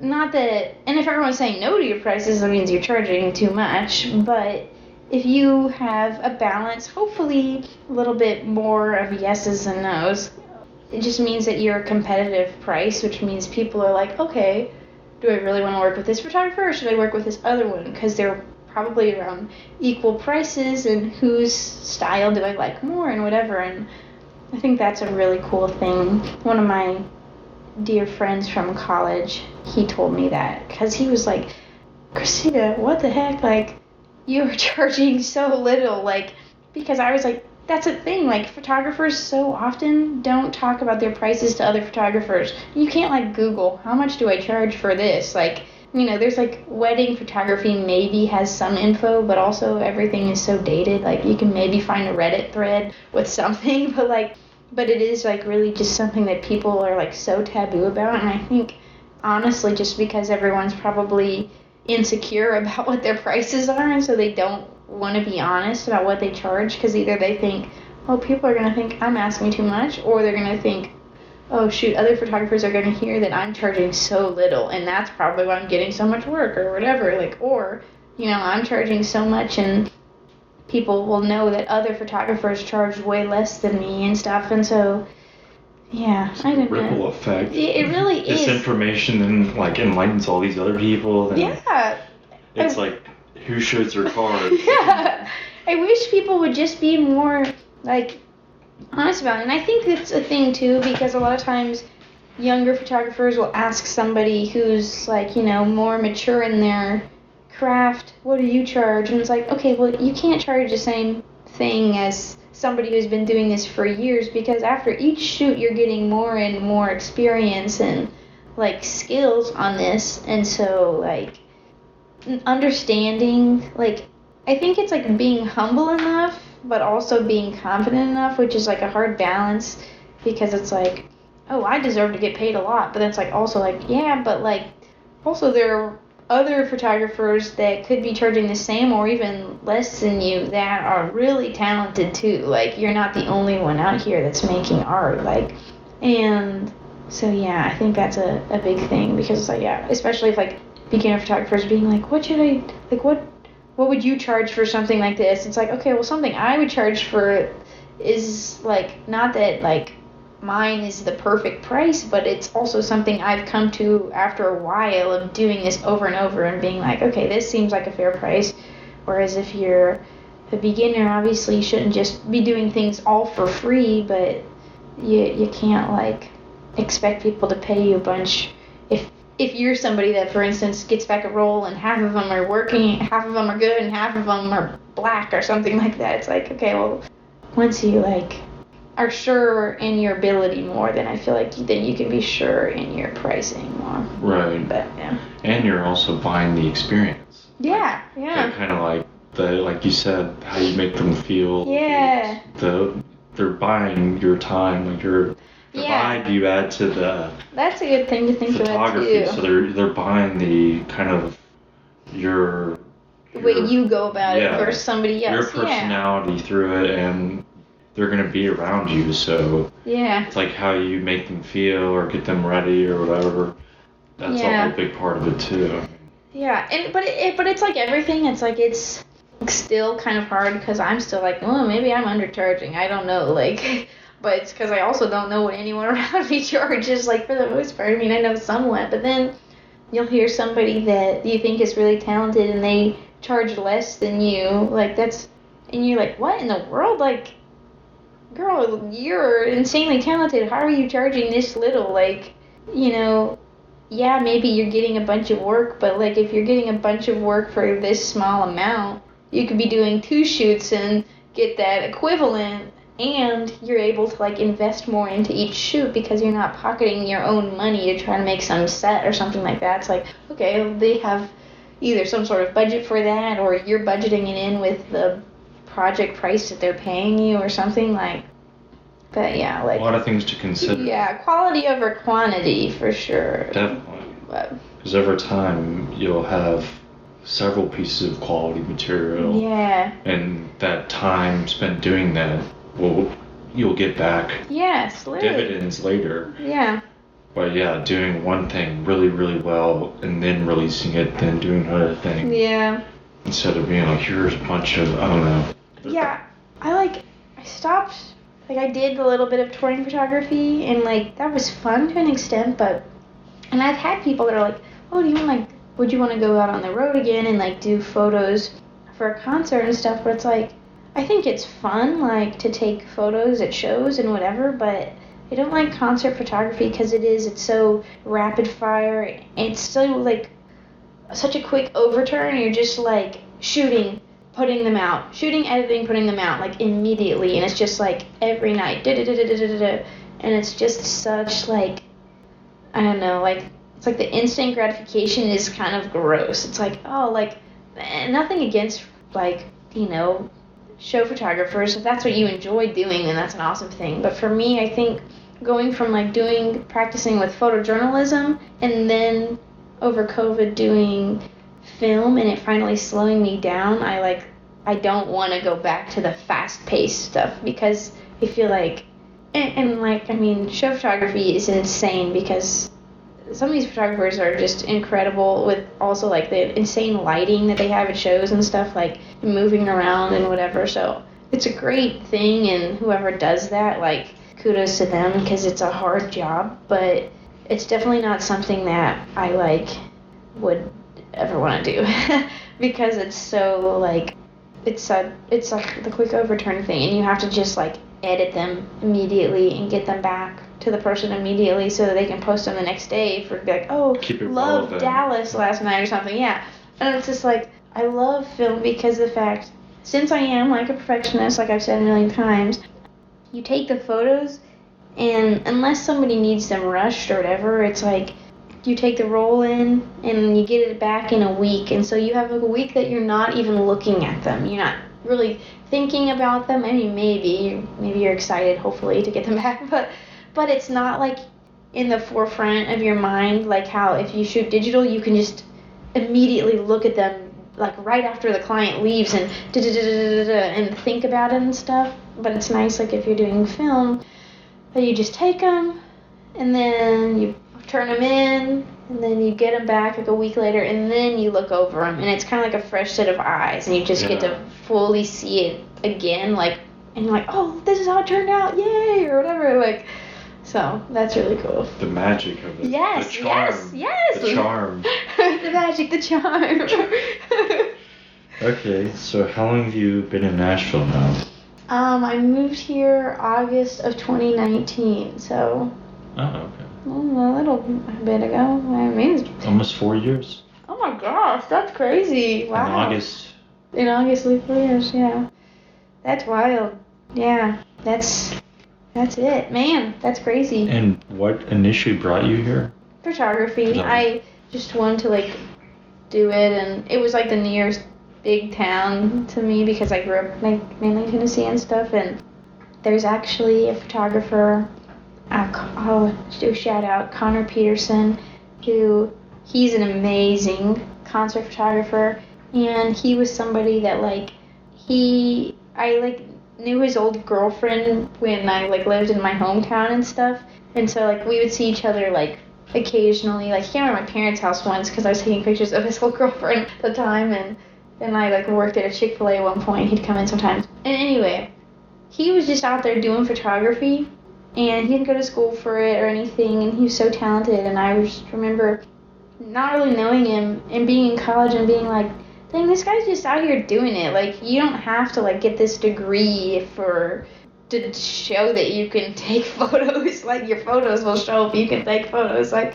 and I remember just being like, I'm just gonna do it. I'm just gonna quit, and I'm just gonna, like, try, make this my thing, and it's crazy. So I, like, was a year behind in school, and then I also didn't go to college till a year after, so, like, my graduating class was just of this year for college. Well, yeah, because it's 2022 still, right now at least. And just thinking about, like, all my classmates that are just getting started of their careers of photography. Not to say that they hadn't practiced a ton and stuff, like, within school and had cool, like, internships and whatnot, but, like, just thinking, like, oh my gosh, like, I've been doing this for so long now, like, and I couldn't imagine just getting started right now. Like, I'm so thankful, like, and everyone has different paths and what's right for them, but I'm so thankful that I went and I experienced it for a bit and then, like, did what I wanted to do and already got started, because, like, I'm also just super thankful that I got to, like, experience Nashville and living here prior to COVID and stuff, because I feel like that just, like, has made it such a different experience of, like, shows and things like that prior to COVID, and then now how they are, like, of, like, house shows and the DIY scene and stuff, like, right. I'm so thankful that I got to still see all of that, because now it's like house shows are, like, It's very conservative. yes, oh my gosh, I'm like, yeah, I don't understand. Like, and I just got the tail end of it, but it was still, like, oh my gosh, in its prime, like, it was so Dude, much 2019 fun. was awesome. Literally, like, I mean, it was awesome. My house, that, like, when we had house shows, we, like, had, like, our first show, there were so many people that literally the smoke detectors went off, because there was the steam and the heat of so many people literally made the smoke detector. We had to take all of them out because it was like, bang, bang, bang. It was like Future Crib and Vanisdale and one of my friends from Bowling Green, Girl Tones. They were like, those were the bands, and it was free. And it was like over like 100 people in my, like, small house. What? Like, where is this house located? Rosedale. It was Dale Avenue. What part of town? Berry Hill. Oh. Berry Hill area, like right next to, like, Grissom's salad place. Or do you know where like a Goodwill over there? Oh, yeah. There the bins are and stuff. Yeah, it's like yeah, right yeah. over there. It's like not even a mile from there, but yeah. Oh, we had such awesome shows.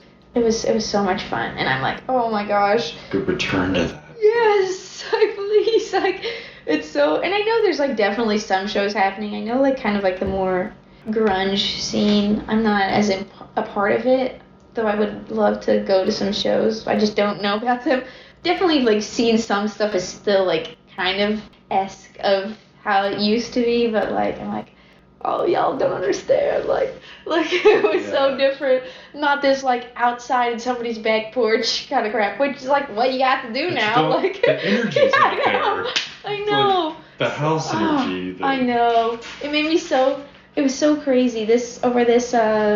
Like since the vaccines became a thing and we started to get to do stuff, like I had house shows at the house that I'm living in now, and there was this guy, actually I've had a few people now that have told me that the house that I'm living in now used to be a house show house before, which is so cool because I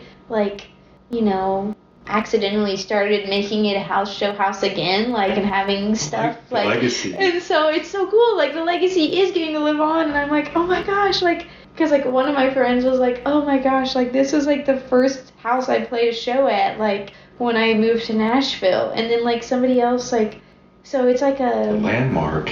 I know, it's so cool, and it's a 3-story house, though we just have there's an upstairs that's now it's a duplex type, so now the upstairs is a different tenant, and they have their own entrance and whatever, and then there's the main floor, which we're on, and then there's the basement, and the basement has its own entrance also that you can get just from outside. This is your current? Mm-hmm. Wow. And I've heard that there have been shows down in the basement, which is okay, normal, but I also heard from somebody that they were the last time they were at my house, because they came over for this little backyard market thing I had, and they needed to use a restroom, and I was like, yeah, I was like, have you been here before? And he was like, no. He was like, well, actually 7 years ago I came to a show here, but it was upstairs, and I was like, no way, an upstairs show?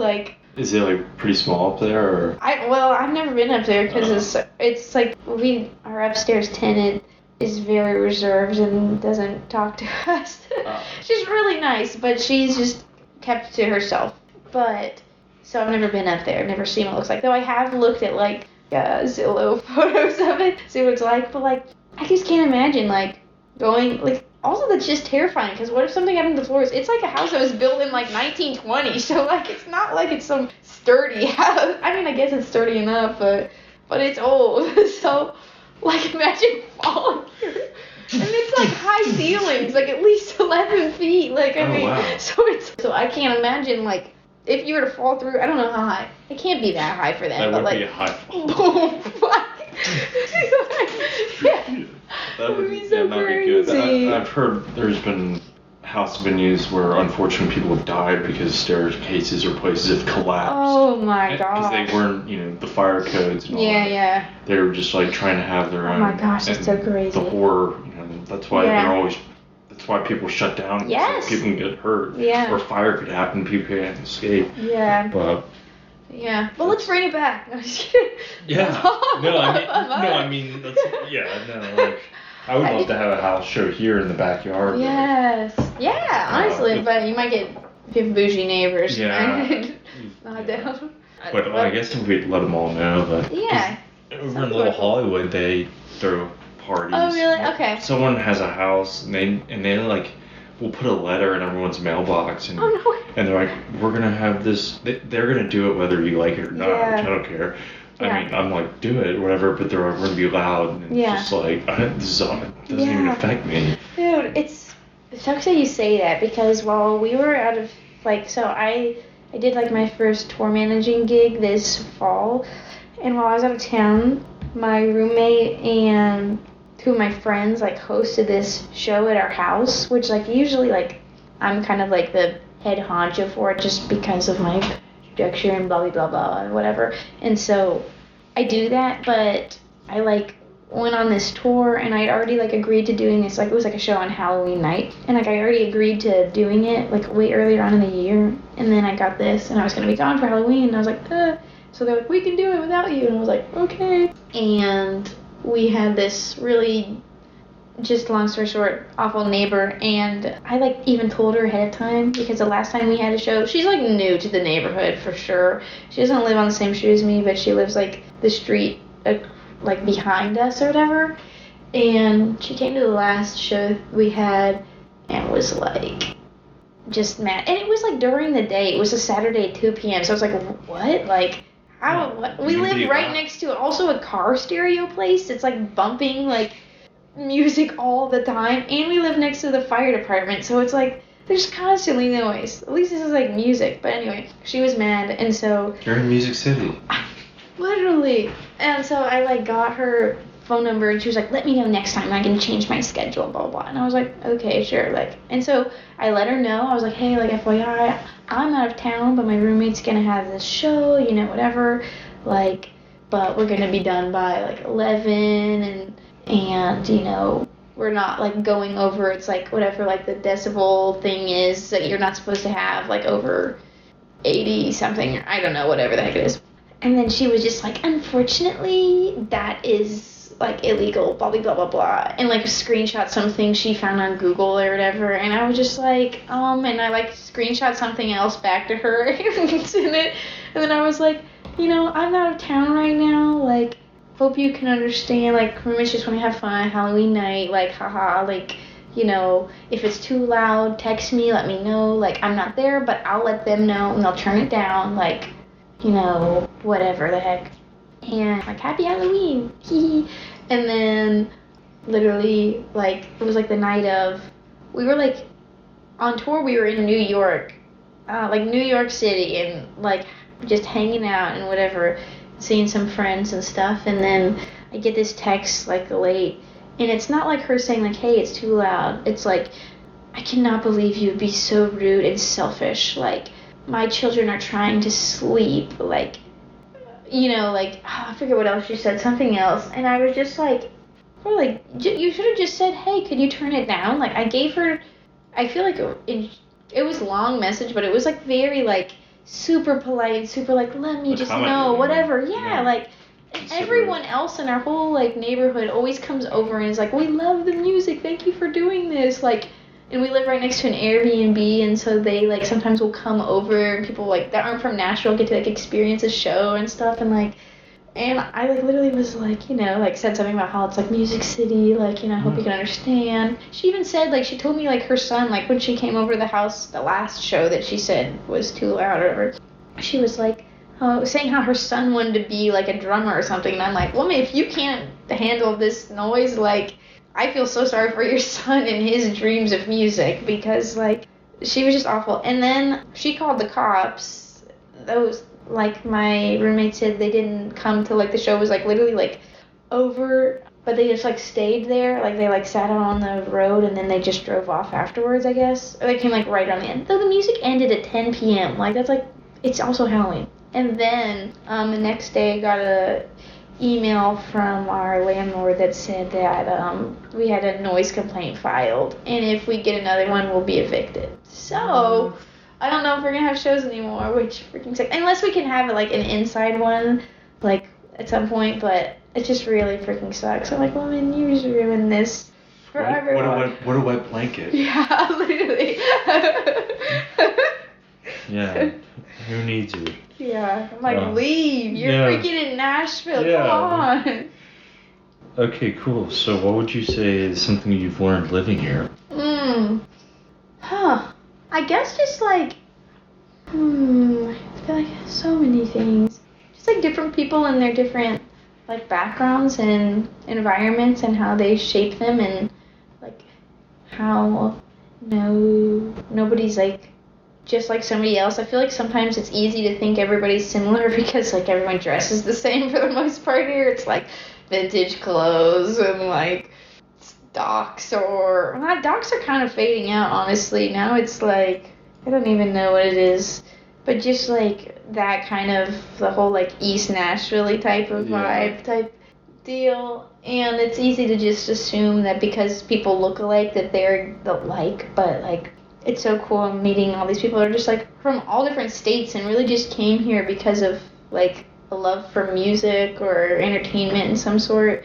And yeah, just like realizing that like, I don't know, because I grew up in a small town, a lot of people were very similar. It was just like country, like like, you know, same like belief system and same music like and same everything, and I think it's really cool. So conformity. Yeah. So like, I think it's cool here of like all the different little pockets and how you can feel like you know Nashville, but then somebody will mention somebody that they're like sure you know and you don't know them, and then it's so cool getting to meet like a new little pocket, and then you meet all of those people's friends, and then you're like, oh my gosh, there's so many more people here than you think. Like, you feel like sometimes, at least I do, I don't know if you feel this way, but like, oh, I've like met everybody. Right. And it's like, Just no, when you think you've yeah. met everyone.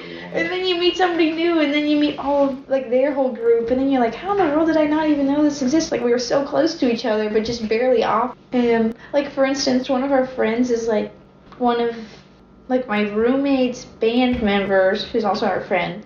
They met him like at a park, like literally just like at Paragon Mills Park, like playing basketball. And like now he's like in our friend group, and I can't imagine him not being in it. But it's so weird to think that like this was just somebody like so random, and then like now we know his friends and people he knows and stuff, and it's just like all the people that are around you, and it can feel like, oh, these are all my people, and these are everyone I know, and these are all the people that are similar to me, or we have similar interests. But then you're like, no, there's like everyone. Like, for the most part, if they came here, you probably have at least one thing in common with them, which is like Right. being here for like the community and the music and stuff. So.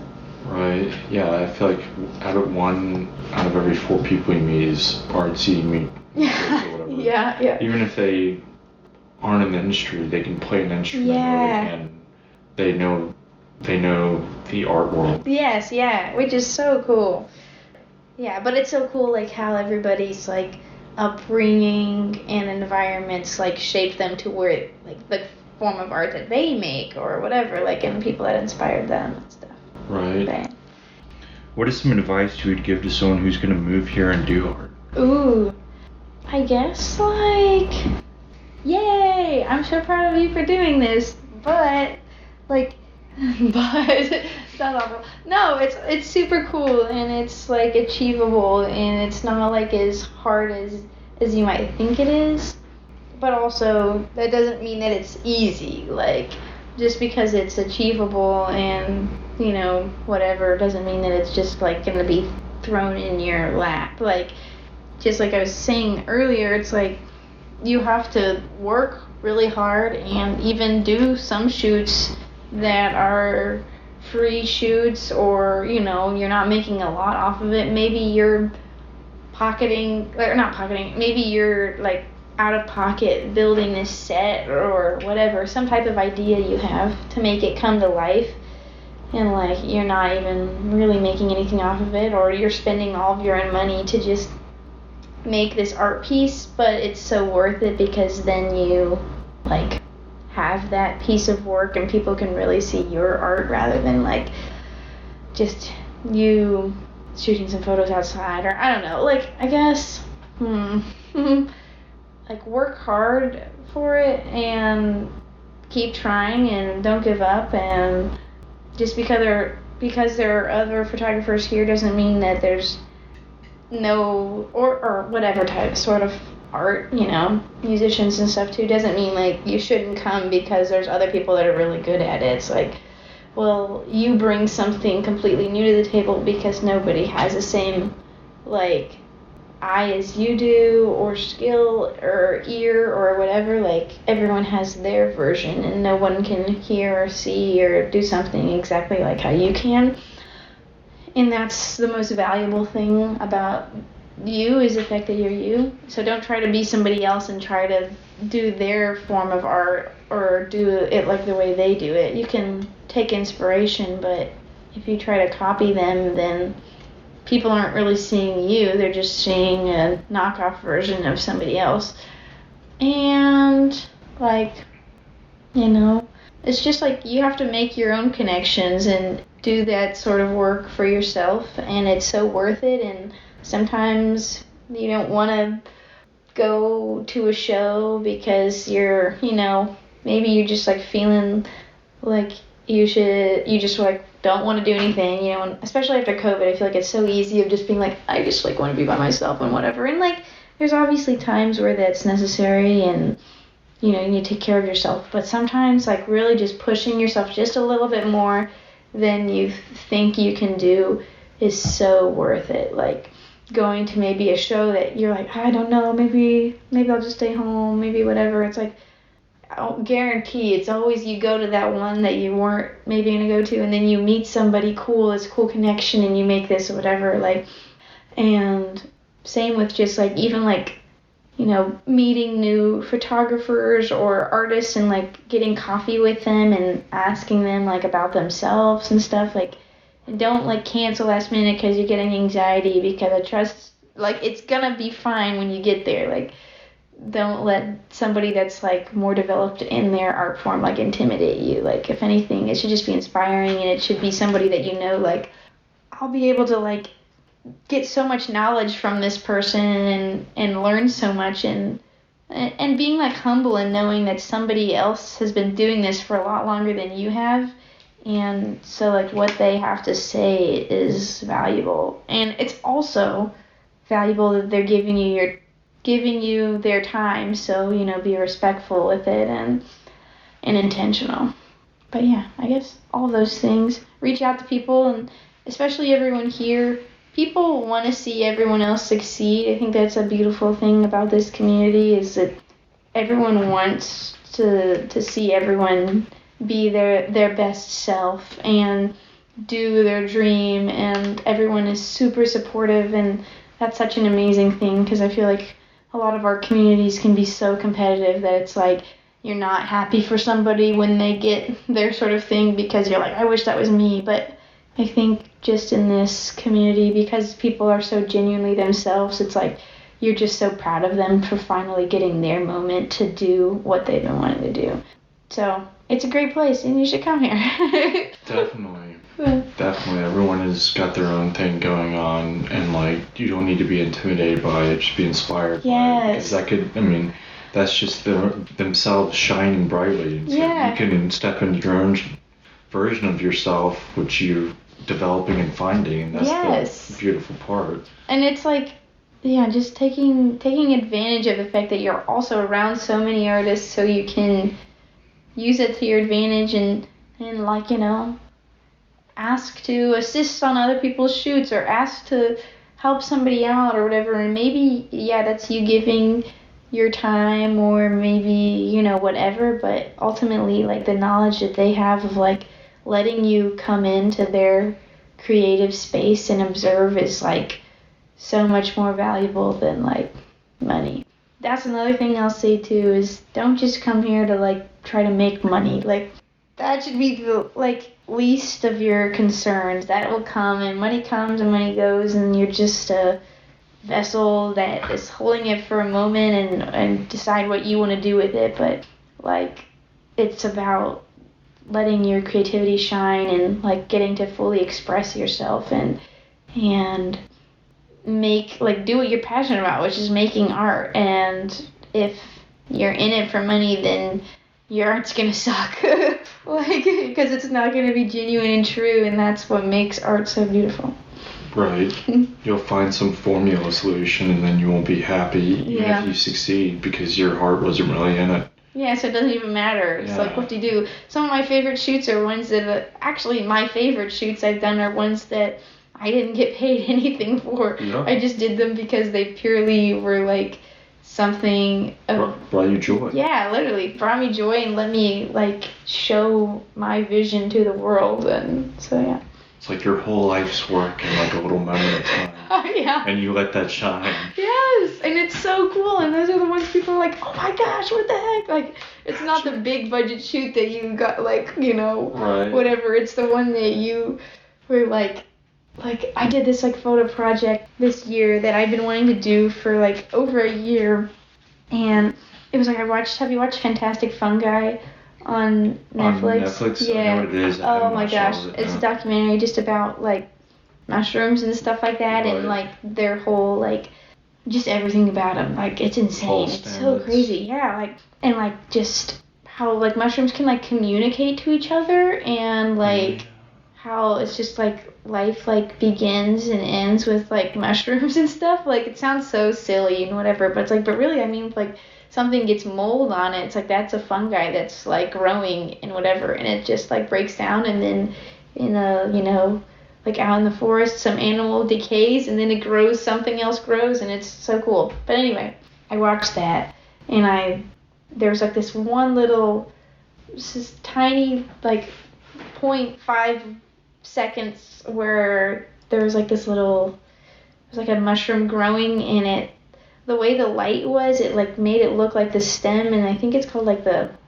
labelle or labella or something. It's like the part underneath the mushroom that looks kind of like an accordion type of thing.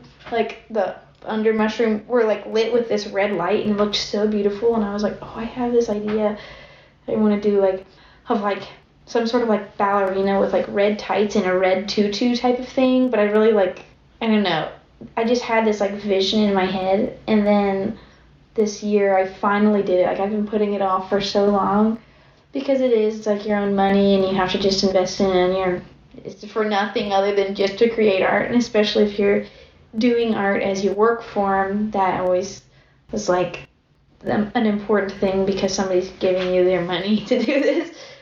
But so finally I did it this August, and I did like 2 parts to it, and it was like it made me the most happy. Like it's still like my favorite shoot that I've done. Well, it's 2 shoots, but like conjoined kind of. But yeah, those, and I just like rented out a light. Like it was the first time I ever like rented an expensive light because I was like, I have to do this. Like this is my vision. I've had it for so long. And if I like don't do it right, it's gonna make me like so mad at myself for like not doing it. So I like rented out a light, and I bought all this equipment. I bought like a new black seamless so that I could have it for the background, and then like for like the other shoot I like made this headpiece thing that this girl was wearing and all this stuff, and I spent a lot of time doing it, but it was so rewarding afterwards just to like have my art out there for people to be like to see and enjoy and whatever. Yeah, it becomes immersive. Yeah, well, it's so cool. But that's what's up. Awesome. Now that everything that you know now, is there any advice you give yourself going back to when you first moved here? When I first moved here, I guess just like really, doing it for the right intentions and stuff, and like knowing like everyone has their own timeline, and it's okay to be a beginner, and that's a cool thing to like get to first learn how to do a craft, and that's like a beautiful thing too, being at the beginning stages of it and stuff, and like finally like figuring out how to express yourself. I think the message to myself that I'd say for just like honestly like earlier on in the year of like for people that are starting to do especially like photography for labels and stuff like that is like just being sure of yourself and being confident in your work. And it's like, and not every label, but a lot of them are just going to try to get the smallest amount from you as possible, like pay you the least. And like you think, oh, it's a label, like I'm going to get the big bucks or whatever. But they are just like trying so hard. And I don't know if it's always intentional, but just like peer pressuring you, like putting you in an email thread with like 15 other people, and everybody's emailing back and forth and being like, just like, it just gets confusing and messy and stuff. And like, I don't know. I think a good thing to do if you ever get to a point where you're starting to work with either a bigger client or bigger labels and stuff like that is like really, honestly, getting like a manager or a lawyer is great. Like a lawyer for sure. A manager is also nice too, because of the fact that it's like we're all artists, and this is like, even if you're good at like communicating and different things like that, it still just like drains the joy out of it, of like having to deal so much with people that are just trying to like tell you you're not worth what you are, or intimidate you because they know you're newer or whatever, like, or trying to be like confusing. Like I have like a project where this label literally, like, I mean, I didn't agree with, like, they were trying to say that they would own all of the rights to these photos when they told me they only wanted the rights to a few of them. And then I was reading through the contract that they're making me sign, because big labels don't let you give them your thing, you have to sign theirs, just because of like, not so they don't get any loopholes and whatever, and not having to whatever. But I like read through it, and one of the parts it was like, oh, like they'll own all of the rights to any of the photos that have the same likeness and whatever. And it's like they had my entire Google Drive of all of the photos that I took from this shoot. And so I was like, yo, like this said it was only this many photos. And they're like, oh yeah, so sorry, we'll get that fixed. And they fixed it in one part of the contract, but then the other part still said included but not limited to. And I was like, oh my gosh, like if I hadn't like read through this again, like they could have just done it. And then I don't know. Anyway, I'm ranting, but be careful. Like, yeah, be careful. And like I think a lot of times also these big industries are just messy because they're dealing with so many different people all the time, and they're just disorganized. I mean, like, my word of advice is like, go on LinkedIn and look up these people, because then you see like, oh, this is just like this average person that's like either one really old or two like really young, and you like they're just doing this job and figuring it out just the same as you are. Like, don't be pressured by them or something, because they're just probably doing whatever their superior told them to do and stuff.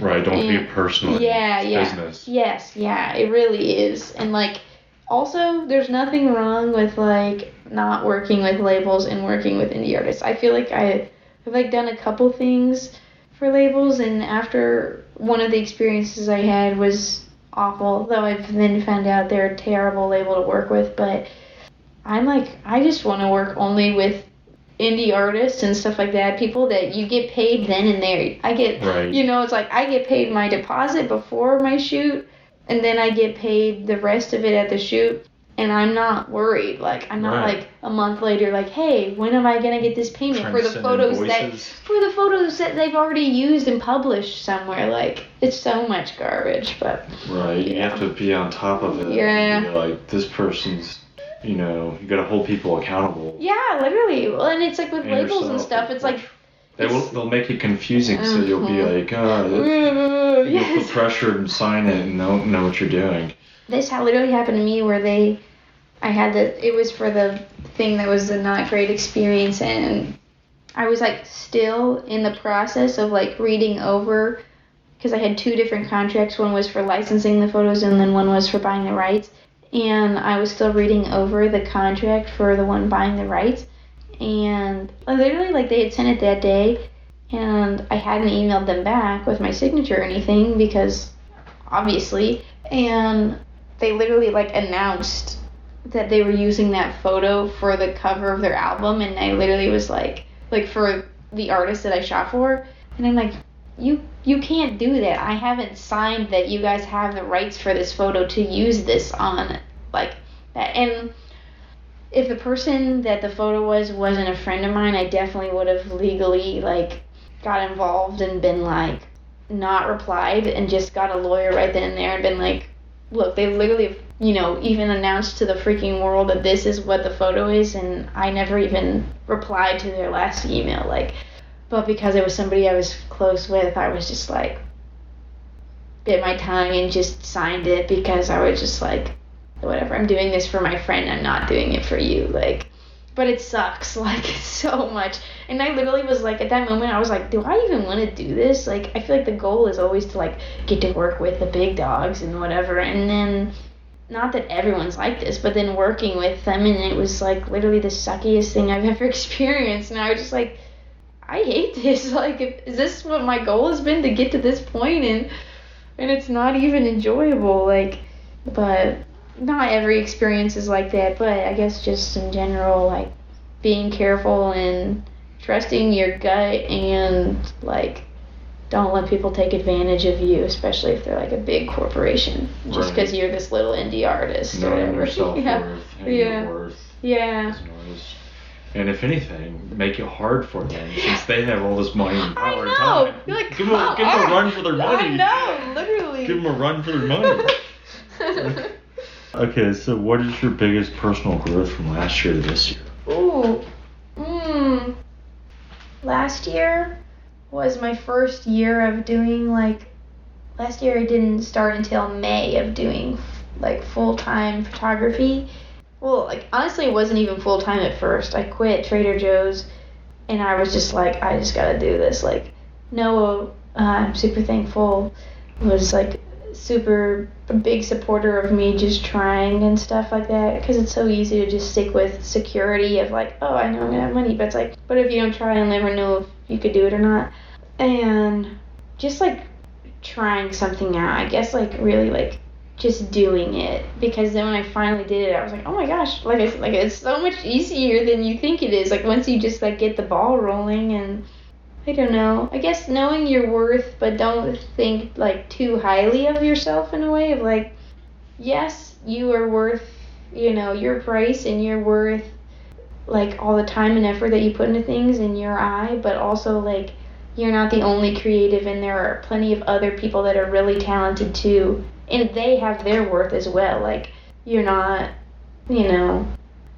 whatever, like the best person out here. And there's so many people to learn from, even people that maybe aren't as skilled, or I guess not to say that, maybe aren't as like developed in their craft or their skill, can still teach you things. So don't be like proud about it or be mad at somebody else for doing a good job. Like, and I feel like that's something that I've like been trying to get a lot better at, and like I've grown in like being like, oh, like it's okay, even if you're a beginner or not a beginner, like to learn from everybody around you and stuff. Yeah. I understand. Being okay with someone else's success and know it's not a reflection of you. Yes, it's not a reflection of your unsuccess or whatever. Exactly. Everyone, like you said, is on their own timeline. Yeah. Changing directions here, what are some of your favorite YouTube videos? Oh, my favorite or what do you like to watch on YouTube? My favorite thing to watch on YouTube is the account Jubilee. They have these shows called Middle Ground. It's like this series, and it's definitely my favorite thing to watch. They're pretty long, but it's so cool because they'll get people of like opposing, like usually like they're pretty like hot topic kind of things, of somebody who's like, pro and anti-gun, or like somebody who is like, what's a good one? Like just like anything you can think of, like cops and people like against cops and everything. And it's these people all in a room, and they are all in there first as a group, and then they have them split up to like opposing sides, so you see who's on which side.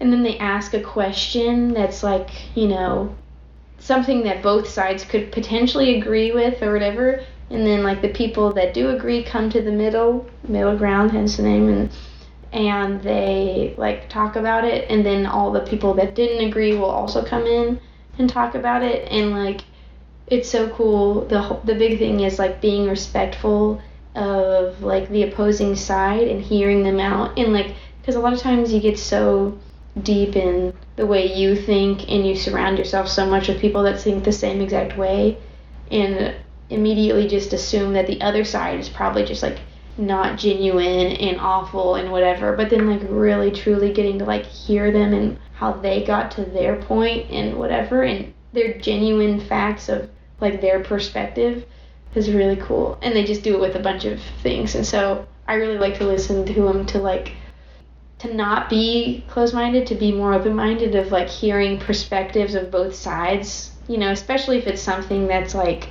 you're not sure how you feel, or maybe you have always felt one way, but then listening to that, because a lot of times you don't have like some close friend that thinks exactly opposite of you that you can genuinely ask some questions to and hear, why did you get to this and I got to this kind of thing. And so that's definitely my favorite. Honestly, that's like probably the main one I watch. I like watch it a lot.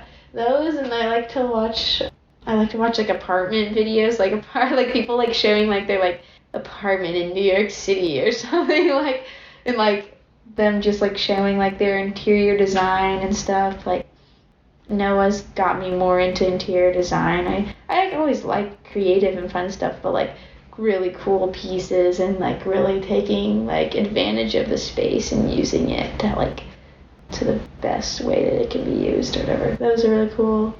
And like random like like watching like the differences between like McDonald's in America versus like Japan or something, and like the different menu items they have, whatever. Yeah, I really like that. Or like something random clickbait that's like, oh, they didn't think I spoke Chinese when I was in China, and I heard people talking about me, and then they like talk back and they speak back. It's like usually somebody that just is like doesn't appear like they would be speaking whatever language, and I always, because you know, whenever you're somewhere else, you're like, oh, are they talking about me? Like, and you're usually like, no, they're not, but sometimes they might be. Right. Yeah. I can say whatever I want next to this joke. Yeah. And then they're like, say something. And you're like, oh, and it always goes, boom. And there's like inside jokes amongst them while you're sitting there like the monkey in the middle. Yeah, you're just like. Language barrier. Yeah, truly. Is there anything that you'd like to add that I might not have asked you about? My favorite colors are red and yellow, and I like those a lot in photography. I love red's the main one. Red is like the best color in my opinion, because it can just like represent so many different things, and it's so bold and powerful, and also can be like warm and whatever. And yellow, I love yellow just because yellow is like similar to that, and I love. No, that was probably it. Nice. Yeah. Okay, cool. Here's the last question. What is something absurd you love or do? Absurd that I love or do? Well, I guess the very first thing that came to my head is that I love pickles, and I also love to eat them with caramels, and that sounds so weird to people. And everyone's always like, oh, that sounds like something you'd eat if you were like pregnant or, you know, whatever. But like having like a nice crisp dill pickle, and then also like the little caramels that you would like do to like make caramel apples, like not like a fancy caramel, like the ones that you just wrap out of the thin little plastic. Little squares. Yeah. They're so good because it's the sweet and the savory, and I love pickles. I've loved pickles my entire life. Yeah. So. What kind of pickles? The spears. Spears are good too, but I prefer whole. Like either whole or like, you know, like the average, I don't even know what the average size is, you know, like a sausage size or something like that, or bratwurst maybe, I guess. Not bratwurst, I don't know. And then I also really like the little like cocktail ones. Those ones are really good too, just like a little snacky thing. But dill, I will never eat like the butter, whatever, bread and butter ones. Gag me, that's disgusting. But like dill and like garlic, like those, oh, it's so good. Yeah. I need to eat some more pickles. Yeah. Pickles are so It's been a while since I've had a pickle. Pickles and cucumbers, all of it, it's all the same in different ways, but I just ate, I guess it was 2 days ago, I was eating cucumbers in a sandwich and pickles, and I was like, dang. Cucumbers and pickles on the sandwich? Well, I didn't have cucumbers on the sandwich. I had it on the side with some hummus, and then I also ate some pickles because I didn't have like pickle slices, and I didn't want to cut my little cocktail ones to go, so I just took a bite of sandwich, took a bite of pickle, ate some little hummus and cucumber. Oh man. So good though. And my grandmother used to make these little cucumber sandwiches. They were like with the cream cheese or whatever. Like, and they're just like so small. Yes. The little delicate bread. And you like. She'd always use the little Yes, it's so good. Lunch is ready. Yeah. Yes. It's like so delicate little foods. And I was just it's like, so good. Gotta be careful with the sandwich. Yes. Oh my gosh, I love it, especially when they're in little triangles or something like that. You're like, just anything mini. I know. I was like, man, I think the fact that the bread is so small makes it just that much. Yeah. One other little thing that I like. This isn't absurd, but I guess maybe it's kind of weird. Is like my like form of like self-love I do for myself is I buy myself toys, I'll like mini brands, my favorite thing, and it's like just mini versions of like grocery store items and stuff like that, like literally like a mini pickle jar. I have one of my friends made me, Violet Teagarden, she's awesome, she made me these pickle jar earrings. They're amazing, and there's like a little mini like, I don't know, like laundry detergent or like Kool-Aid thing or like all these different things, and they're so cute, and I love anything mini. You're like, ooh, it's so sweet. Yeah. Put it in a little house, little doll Yes, house. I need to get a dollhouse. Interior decorator. Yeah. If I had a house, this is like this blue scale or whatever, blue paper's model of what I would want. Literally, just like, but it's only grocery store items, so I can. Right. I can like place them around the house. Like, oh, I would have my laundry detergent here and my shaving cream. I have a shaving cream, little shaving cream one. A Germex. They're so cute, and they like do the packaging like exactly the same, but just mini. Like it's actual brands, like like the Clausen or like the Pickles. It's like Clausen Pickles, and they have like Arm & Hammer, like little mini deodorant, and like I just got one the day before. Oh no, it was yesterday. I just got some yesterday because I went Christmas shopping, and it was like a little mini corn dog inside a Sonic little wrapper, and you can literally take it out, and the stick is actually made out of wood. And it's like so tiny and it's so cute. Oh. And it has ketchup and mustard on it, like doo, doo, doo. Oh. It's so cute. Some people probably think that's so weird, but I'm like, oh, it's amazing. I love it. I have like my desk in my house is just like covered with like either random little like prop things I had for shoots, or like my mini brands, or like some sort of like I have this little like stretchy, fidgety hamburger that you can take the bun off and the pickles and the tomato and the cheese and the patty and the lettuce. And it's like this crazy squishy material. Ooh. It's insane. That's anyway. Toys. I got this one on here. I saw that. I actually was like, when you were in the bathroom, I was like, whoa, that's and then that one. Yeah, what is this? Is it just magnet? It's just like it's just that like one of those desk so toys. Cool. I was looking at that and thinking, what in the world? I got some Pokemon cards. Nice. And then that's one of my favorite flowers. Aw, what's it from? I don't remember. It was just I kept it after it died, and I was like, no, I'm just gonna keep it forever. That's literally me. Here's some. I love that. That's so cool. There's a world inside of his mouth. Oh no way.